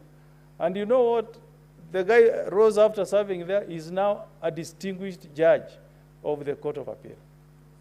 You see? So let's have faith in our professional body, Law Society. Let us give them the discretion to pick for us people, lawyers of repute, as long as they can meet the Chapter 6 requirements, they serve in those tribunals. Otherwise, Mr. Speaker, I support this bill with the proposed amendments, and really thank Senator Miriam for coming up with this bill, and I hope that we'll make some contribution in strengthening our SACCOs so that farmers who are the majority members of these SACCOs can see fruits of devolution. I support, Mr. Speaker, and thank you. Thank you, Senator Congo, Senior Counsel. I know that in your contributions you made reference to the distinguished Senator Omar Sheikh Mariam as Miriam. I'm very sure that is because of where you come from. Otherwise, the name is pronounced as Mariam. Thank you very much, Senator. Senator Murango James Kamau. Asante sana Mr. Speaker kwa kunipa nafasi hii kuchangia mswada ambao unafaa kurekebisha sheria ambayo inahusika na vyama vya ushirika. Mr. Speaker, mimi ni senator wa Kenya kutoka kaunti ya Kirinyaga. Kirinyaga tuko na vyama vya ushirika 14 ambavyo vinashughulika na kahawa ya kulima ambayo inatoka katika viwanda 75. Tuko na chama kimoja kikubwa cha ushirika ambayo inashikanisha hizo vyama ndogo za ushirika 14 ambayo inaitwa Kirinyaga Cooperative Union, ambayo iliundwa baada tu ya kupata uhuru. Ningetaka niseme ya kwamba vyama vya ushirika ni muhimu sana, kwa sababu wale wanaouza mazao yao kupitia vyama vya ushirika kuungana, na ambapo Mswahili husema umoja ni nguvu, wanaweza kusaidika kupata bei nafuu katika ukuzaji wa mchele. Pia katika eneo la Mwea tuko na vyama vya ushirika, moja inaitwa Lainisha Sacco, na tuko na MRGM ambayo pia inasaidia wakulima katika mambo ya kukuza na kuuza mpunga. Tuko na vyama vya ushirika eneo la Kangai kwa sababu ya ndizi. Tuko na vyama vya ushirika kwa sababu ya maziwa kama Kirima Dairy na zinginezo. Mr. Speaker, kitu ambayo imekuwa ni ya kusunisha ni kwamba sheria iliyoko, wale ambao wamekuwa katika vyama vya ushirika kwa muda mrefu wamepata matundu ya kupenyea na kuanza kuwafinya wakulima. Na ndio maana nataka kumshukuru Senator Mariam kwa sababu sheria kama hii na marekebisho ambayo tutafanyia itakuwa ya muhimu mkubwa kurekebisha shida tuliko nazo pale. Niruhusu Mr. Speaker niongee juu ya vyama vya ushirika ambao vinahusika na ukuzaji na uuzaji wa kahawa katika Kenya hii, ambayo shida iliyoko inafanana kila mahali uendapo. Kwa mkulima wa kahawa kutoka Kirinyaga, mkulima wa kahawa kutoka Tongaren, mkulima wa kahawa kutoka Mount Elgon na kwingineko.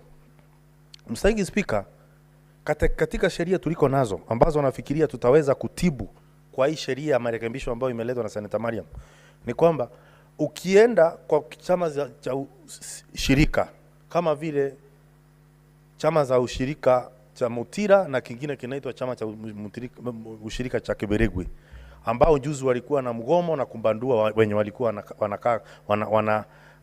ndio wenye kiti wa vile vyama. Unapata ya kwamba mtu kuwa na mtu moja mwenye anaongoza, kama kuna jambo nataka kufanywa, kuna yule mwanzilishi wa honja ambaye anaitwa proposer na yule anayeunga mkono anaitwa seconder. Unapata kwamba mwenyekiti wa chama cha ushirika kama kile anaweza omba hata shilingi milioni 300 ama 400. Na katika kuomba zile pesa unakuja kupata kwamba mali ambayo inakuja ndio inakuwa dhamana ni ya wakulima. Sasa ningesema Mr. Speaker, ni vizuri wakati kwa tunaangalia marekebisho ya vyama vya ushirika iwe kabisa tunaweka sheria ambako hutawezekana kukopa pesa ya wakulima bila kuhusisha wakulima zaidi ya 2/3 wote ambao ni wenyekiti ambao ni wanachama katika ile chama cha ushirika. Jambo la pili, Mr. Speaker, ni kwamba vyama vingi vya ushirika pia ndio zimekuja na kuunda SACCOS. Kirinyaga bado tuko na shinda. Kuna chama ya ushirika moja inaitwa Rwama ambayo ilikuwa na Rwama Sacco ambayo tayari imefunga milango na pesa ya wakulima.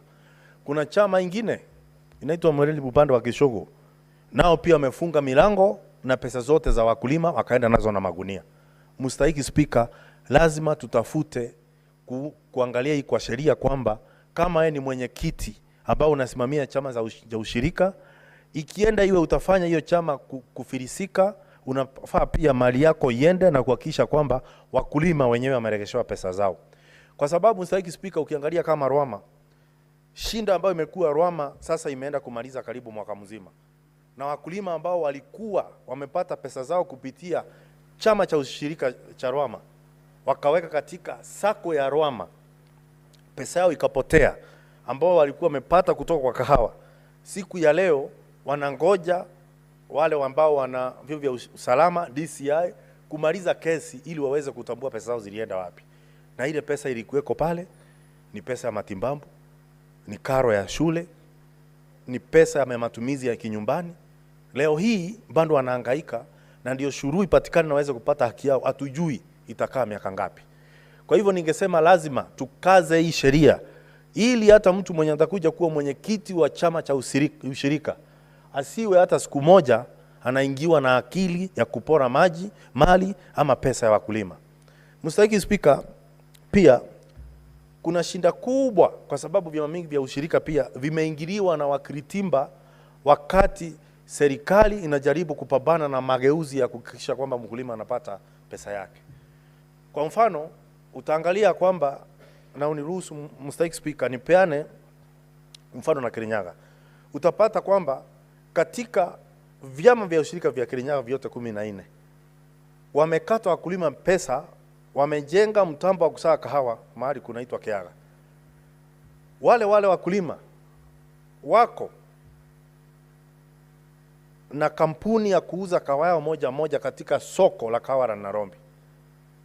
Lakini kwa sababu kuna pesa ambayo inapeangwa wale mawakala ambao wanauza kahawa katika soko ya kahawa ya Nairobi, ambayo ni 2%, unapata ya kwamba wale wenyekiti wa vyama vya ushirika wanakuja wanahongwa na 1%, wanatoa kahawa ya kulima pasipo ruhusa, wanaenda wanapelekea wale wakiritimba, kahawa ya kulima inapotea. Na nasema hivyo na najua kwamba kwa mfano mzuri ni chama cha ushirika cha Kiberigwi. Kwa hivyo Mstahiki Speaker, hii sheria tulio nayo sasa tukiweza kuimbana ili wakora wasiweze kupata mahali ya kupenyea, hivyo tutaweza kusaidia mkulima. Pale pengine ni kwamba kuna utepetevu, na ningetaka nishukuru wale ambao wanahusika na vyama vya ushirika katika gatuzi la Kirinyaga. Kuna jamaa mzuri sana pale anaitwa Haniel, mwenye amekuwa akifanya kazi nzuri katika vyama vya ushirika. Na ndio naunga mkono pia honja wa Morgan ya kwamba lazima tujaribu kwamba tugatue mambo mengi katika vyama vya ushirika ili tuweze kusaidia wakazi. Lakini pia lazima tuhakikishe pale kuna wafanyi kazi wa kutosha wanaoshughulikia mambo na sheria kuhakikisha kwamba zinafuatiliwa na wale ambao wamechaguliwa kama wenyekiti katika vyama vya ushirika. Wale ambao wanasimamia vyama vya ushirika inabidi pia katika sheria tuliona hapo, naona imepatia nguvu waziri wa gatuzi ama waziri wa county nguvu ya kuweza kufanya mambo kadhaa. Zile nguvu ni nzuri ili waweze kuwa pia wafanye kazi kwa pamoja na waziri wa kilimo katika county kuhakikisha bidhaa nyingi, Mstahiki Speaker, zenye zinauzwa kupitia vyama vya ushirika zinafaidi mkulima. Nikimalizia, kuna zao lingine nzuri sana katika Kenya hii ambayo inaitwa makandamia na korosho. Mstahiki Speaker, ukienda sehemu hii uzunguke, uwezi pata hata chama moja cha ushirika cha wale ambao wanauza korosho ama wale wanauza makandamia ama wale wanauza biksa, uwezi pata. Na hiyo imepatia nafasi wale wakiritimba ambao wanafinyilia wakulima kuja kununua kwa bei dhaifu, bei ya chini sana, Makandamia juzi ilikuwa inanunuliwa, ilikuwa na bei mbaya kama chumvi. Juzi tu. Lakini hiyo yote ni kwa sababu wananchi hawanja kuja kufanya vyama vya ushirika, waweze kuuza mazao yao kwa pamoja na waweze kufikia soko ambayo ni nzuri. Kwa nini? Ni kwa sababu hawajaweza kuelezewa vizuri na kukalishwa chini wasome umuhimu ya kuwa na vyama vya ushirika. Mimi kama seneta wa Kirinyaga nimeweza kukaa na wao chini. Na tukasema ya kwamba tukitaka kuwa na kupata bei nzuri katika mazao yetu, kama ni makandamia, ukiangalia zile vyama vya ushirika zenye zinatumika na wale wanakuza kahawa, zinaweza pia kutumika kwa sababu ratili wako nayo, wako na maghala ya kuweka mazao kama ya makandamia, wako na wafanyikazi, wako na usalama. Kwa hivyo kama tunaimisha wote na tuwaelimishe kwamba vyama vya ushirika ndio vitakuwa kuwaondoa katika lindi la umaskini, wanaweza kutufuata na tuweze kuwasaidia katika kuuza makandamia yao. Na ya mwisho kabisa, mstahiki Spika, ni kwamba kati ya kaunti 47 yule mkaguzi mkubwa, kamishna wa vyama vya ushirika anakaa Nairobi. Ningetaka tuwe makini sana, kwa sababu wakati mkopo unahitajika katika vyama vya ushirika, wakipewa kitu inaitwa kwa kimombo borrowing power, nguvu ya kuomba, hiyo kwanza inapeanwa na wakulima katika chama cha ushirika, na kuhakikisha ya kwamba wanaenda kuomba pesa na njia inafaa. Yule commissioner wa vyama vya ushirika anafaa pia angalie na hakikisha kwamba kila kitu kiko sahihi. Lakini kwa muda ya miaka 5 imeisha, unaweza angalia kwamba wale wasimamishi wenye kiti wa vyama vya ushirika wanaenda kuomba pesa kwa halmashauri ama kwa watu binafsi ambao hawajapewa leseni ama ruhusa ya kukopesha pesa. Na hapo ndo wakulima wengi sana kama wamekuwa wakipoteza pesa yao.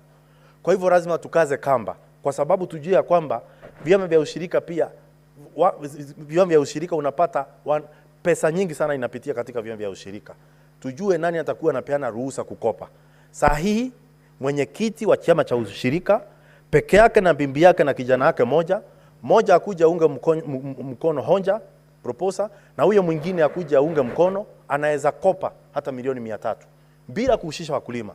Kwa hivyo lazima tuweke indandi ya watu ambao wanafaa kupitisha honja ama ili mwenyekiti aweze kukopa. Asante sana Mr. Speaker. Thank you, Senator Murango. Senator Osotsi Godfrey.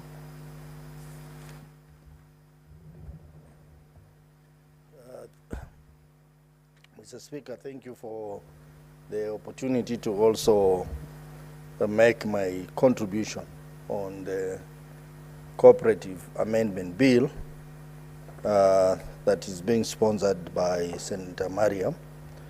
And I want to start by thanking her for bringing this very, very important piece of legislation for consideration by this House, Mr. Speaker.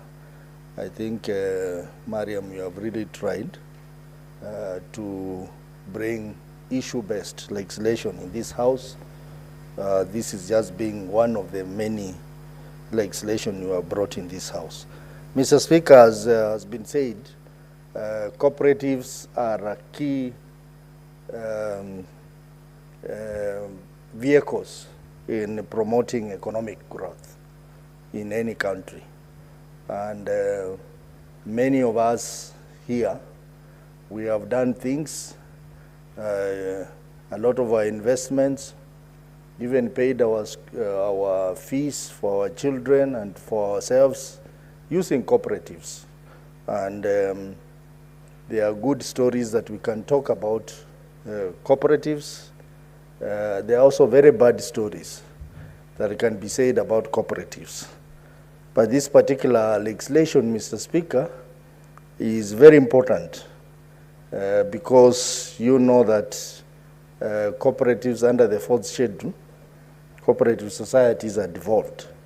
But this particular parent act, the Cooperative Society Act, 1997, is long overdue, Mr. Speaker, and it's important that that particular Parent Act should be overhauled, Mr. Speaker. I want to respect the work of Senator Mariam, but also suggest that I think it's high time that the entire Act has to be overhauled to align it with the current realities, to align it to the Constitution of Kenya, 2010, Mr. Speaker. Mr. Speaker, I have heard the new CS for Cooperative talk passionately about the need to repeal the Cooperative Society Act 1997, so that to ensure that it is aligned to the realities of our current times and it's aligned to our Constitution. I would say that this particular bill is very comprehensive, but only captures what we call the primary societies, how they are registered, how they are managed, the policies around them. Goes further slightly to also talk about the other levels of cooperatives. That's the cooperative unions and the Apex Society. Mr. Speaker, this bill somehow is recommending that the primary cooperative society, their governance, their registration, their licensing, all that should be overseen by county governments. And we shall have a county director in charge of cooperatives who is going to perform that under the relevant CEC in the county. Mr. Speaker, it now leaves national government to handle the matter of national policy and matters of Apex societies and cooperative union.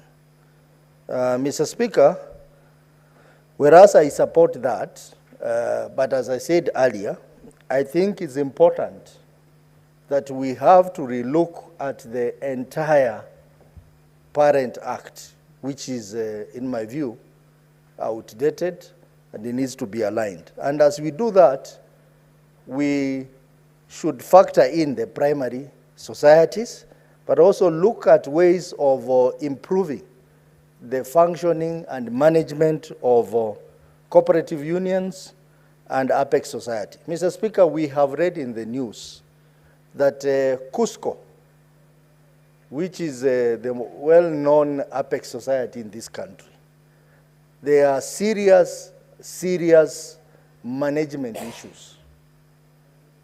But we wonder why action has not been taken against the management and the committee responsible for this Cusco.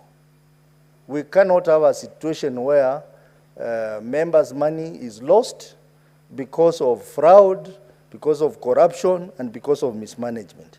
So, and that's why I said we need to overhaul the entire Cooperative Act so that we look at issues of governance, Mr. Speaker, issues of corruption, and all that. I know in the Clause 2A, Senator is trying to propose that the persons who are involved in running a cooperative society must be guided by a number of principles. In the list of principles provided, Mr. Speaker, I do not see two important principles. The first principle is a principle on accountability. It is not listed, Mr. Speaker. Accountability is key in the running of our cooperative society from the experience that we have seen in this country.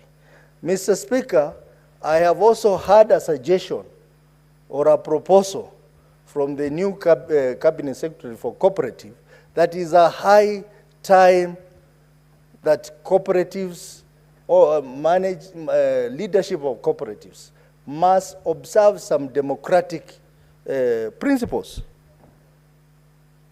Democratic principles in terms of term of office. We have leaders of cooperative society who have been officials for ages, Mr. Speaker. Mr. Speaker, I even met one who is too old to be an official, and he's been there for over 20, 30 years. Mr. Speaker, this is how corruption comes in. I hope the new CS for cooperative is going to ensure or come up with further amendments to the Cooperative Act to ensure that we have a term of office for these people. I know Senator Eddie, who is seated in front of me, has been pushing for a bill to introduce term of office for trade union. Another area that we need to look at, and I want to encourage him to do that, another area that we need to do that, it's a cooperative movement, Mr. Speaker. That you cannot argue, Mr. Speaker, that you present yourself to the election to be elected, and therefore people elect you, and there is no problem with that. People elect you because you bribe them with the money that you have stolen from them. So, Mr. Speaker, I want to say and encourage the new CS to bring further amendments to the Cooperative Act to ensure that we have a term limit for officials of the cooperative movement in this country. That will be the first step in addressing the issue of accountability, the issue of graft, and the issue of lack of transparency in management of the cooperative society. So I would suggest, Senator Maria, that under Clause 2A, one of the principles that you need to add is just to say that they will adhere to Article 10 principles. And that will cover all the issues of transparency, accountability, equity, regional balance, and all those. Mr. Speaker, the act is a good attempt. As I said earlier, my best scenario would have been that we have a total overhaul of the entire act, so that we have a completely new act that will guide our cooperative movement in line with the emerging best practices in the cooperative movement. Mr. Speaker, though this bill specifies the functions of the Commissioner for Cooperative, and Commissioner for Cooperative basically is supposed to handle function at the national level. That is basically the Apex Society and the Cooperative Union. And that the respective county directors will handle matters of the primary societies. But Mr. Speaker, when you read further in the bill, there is ambiguities, which I would encourage the mover of this bill to try and clean up these ambiguities so that there is clarity on the role of the county director of cooperatives and commissioner for cooperative. Let me give you an example, Mr. Speaker. If you go to clause 10, 1, it is saying this: if the commissioner or a director is not satisfied that an Apex society, a cooperative union, or a primary society, as the case may be, has not been complied with the act, and is of the opinion that steps may be taken to comply with this act, the commissioner may provisionally register the society or the union for a period not exceeding 1 year, or on such terms and condition as the commissioner may specify in writing. You know, when you read this particular provision, Mr. Speaker, it implies that the Commissioner for Cooperative, who is supposed to be doing the national function, can as well determine the provisional registration of a primary society. That is confusing, and I would encourage that that section be amended. If you go further, Mr. Speaker, on clause number 11, section 7A, where it says the commissioner may suspend or cancel the registration of a cooperative society if, and then it lists there all the issues that the commissioner can do. I think it is important to have clarity on this, because a primary society is also listed as a cooperative society, Mr. Speaker. So which one is which? So I think it's important for that confusion to be removed. And also, I think we need further consultation with other stakeholders, the Ministry of Cooperatives and the other stakeholders, so that we can have a uniform bill that overhauls the entire cooperative society, but that have been widely consulted within the sector. And that way, we will be moving in the right direction. So I want to encourage Senator Mariam to consult further, because I know the Ministry of Cooperative, I happen to be having some advantage.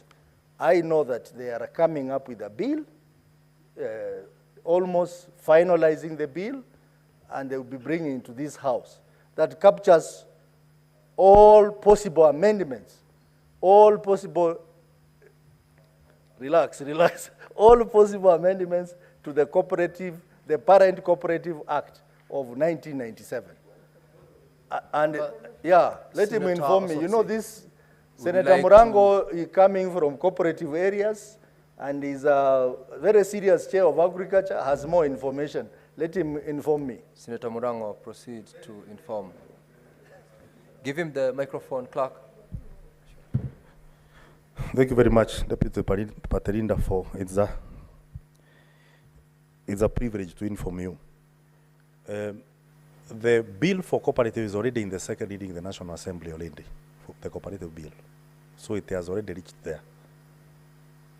Thank you. That is very important information, I believe. Senator Sotsi, thank you. Thank you for that information. I have not had an opportunity to look at it. But you see, Mr. Speaker, now these are issues. We process some bills here, National Assembly processes similar bills, and then what happens? I think the Senate should work very closely with the National Assembly so that the bills that we bring here do not appear like they are in conflict with the bills or similar bills to the ones in the National Assembly. Because my view is that we need a total overhaul of the Parent Act, that is the Cooperative Society Act 1997.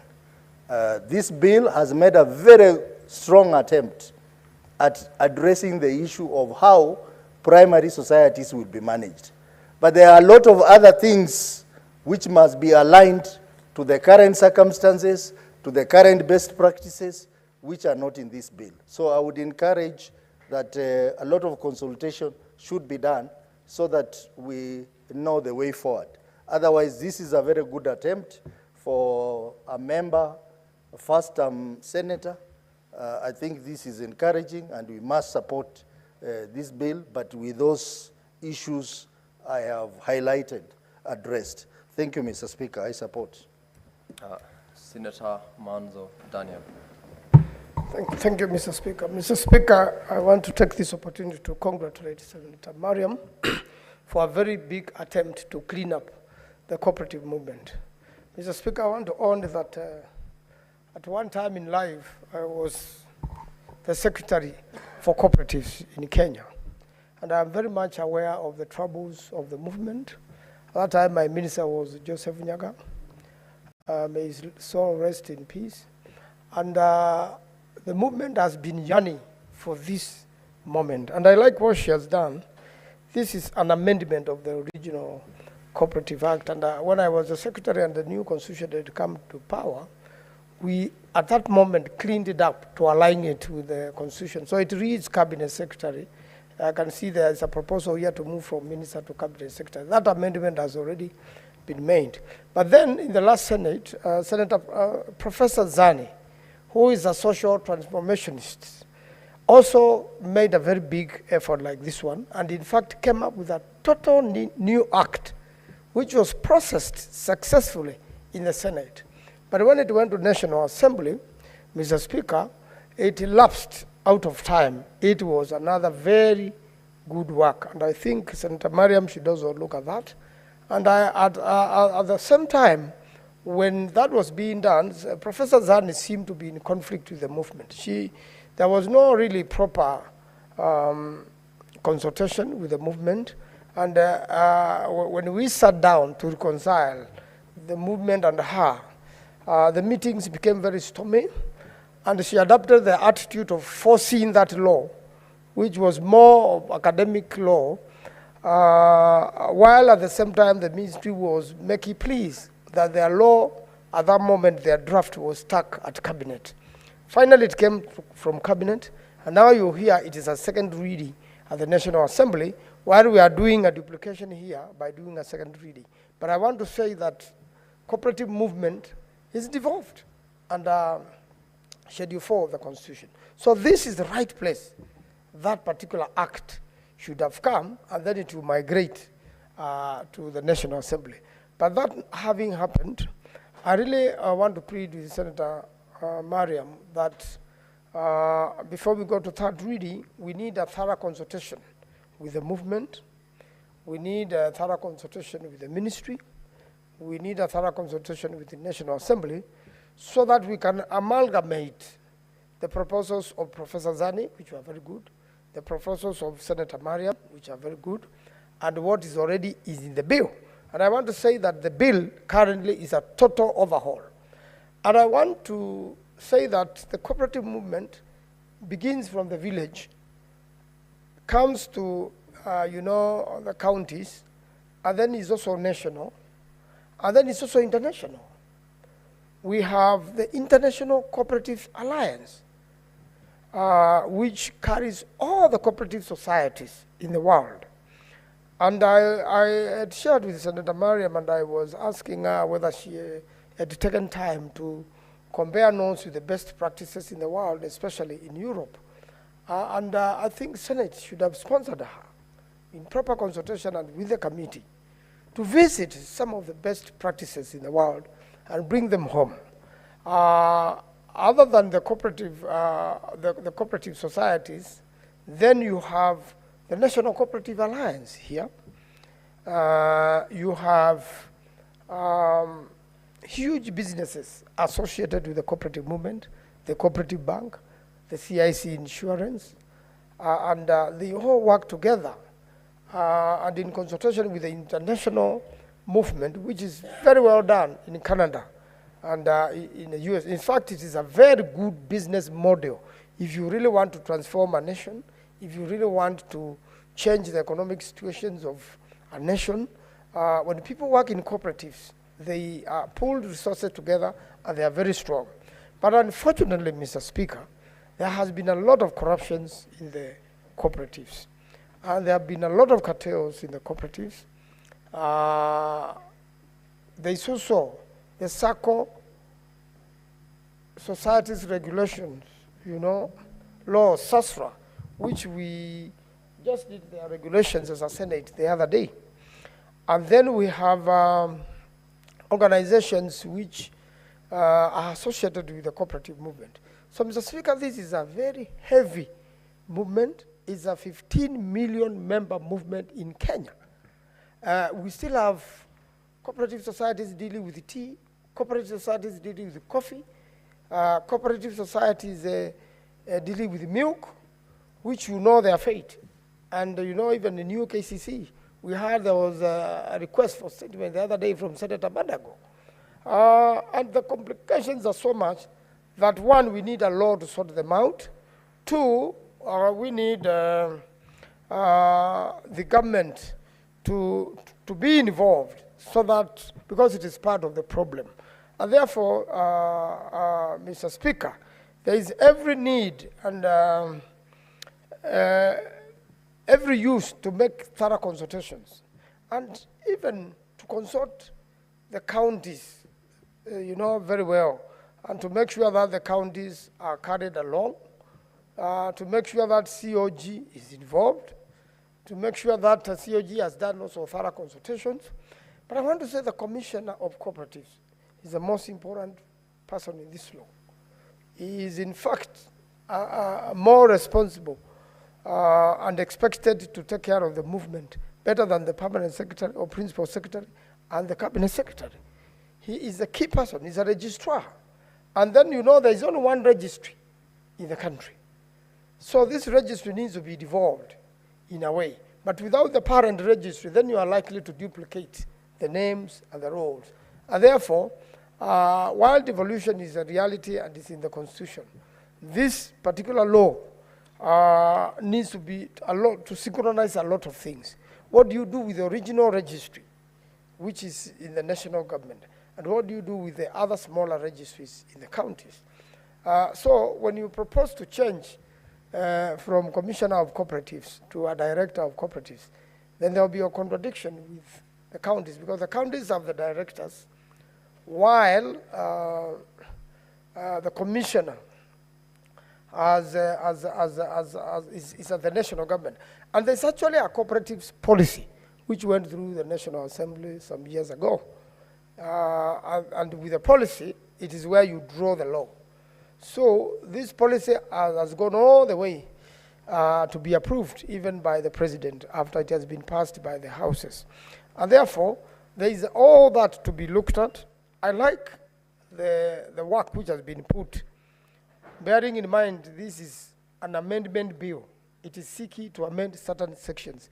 It is not seeking to overhaul. And it has also come in very good faith. It has heavily borrowed from previous researchers. It is very well done, meaning that Mariam must have consulted serious experts. And I want to say that the cooperative movement, especially the agricultural one, is even in Northeastern. There are farmers who used to come to see me in office from all the way from Northeastern, who run cooperatives there very seriously.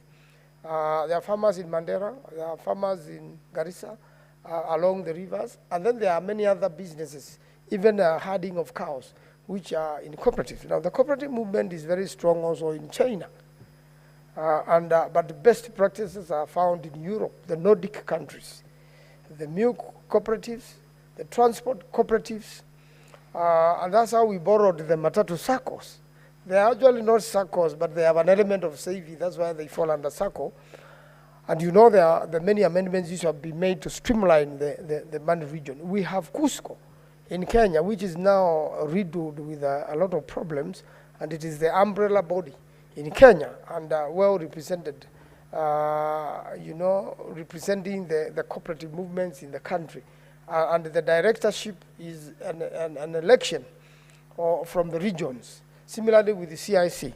So, Mr. Speaker, I really want to plead with Senator Mariam, before we go to third reading, to first of all find out what is happening in the National Assembly, because we cannot be passing a law here, which we can easily pass today or by this week, then transit it to the National Assembly. Then the National Assembly passes an act, and both of them cross each other. Then they bring that other act here, while Mariam's act goes to the National Assembly. First, we want to save Parliament time. Secondly, we really want to save Kenyans. Thirdly, the cooperators are very eager to get a new law. And then we have many other institutions associated with this. We have housing cooperatives, we have, which have not been taken care of thoroughly here. We have a cooperative university, which we set up from the cooperative college during my time as a secretary. And we borrowed the model from Mondragon in Spain, North Spain, Bilbao, and then brought that model here, a university, a cooperative, which some people interfered with, but now has gone back on track. So we have a cooperative university. Where do you place it in this? We have a cooperative bank. We have you know, a lot of other institutions associated with the cooperatives. We have even the sand harvesting cooperatives in the lowest level. We have all manner of cooperatives, but there is no law. I really want to agree with Senator Mariam, which regulates all this and synchronizes it properly for the best service of the cooperatives. We need also, within this law, although there is a penal code and there is an Anti-Corruption Act, to come up with better practices to streamline corruption. The law in this country, Mr. Speaker, recognizes that cooperatives conduct elections. You know, they believe in democratic practices. But then the age limit, we have a law dealing with the age limit in this country. There are private organizations which that particular law of retirement at 60, Mr. Speaker, may not apply. Then what do you do with this? Somebody is 80 and has been in the cooperative movement for 50 years and has been the same person dealing with the coffee. And then there is the same problems duplicated year after year, Mr. Speaker, and never changing, Mr. Speaker, never helping the people, Mr. Speaker. We want the people to be served, Mr. Speaker. Shall we all rise, members? Senator Manso, when the House resumes tomorrow, you have got 8 minutes to conclude on your contribution to the bill. Honorable Senators, it's now 6:30 p.m., time to adjourn the Senate. The Senate therefore stands adjourned until tomorrow, Thursday, 26th of September, 2024 at 2:30 p.m.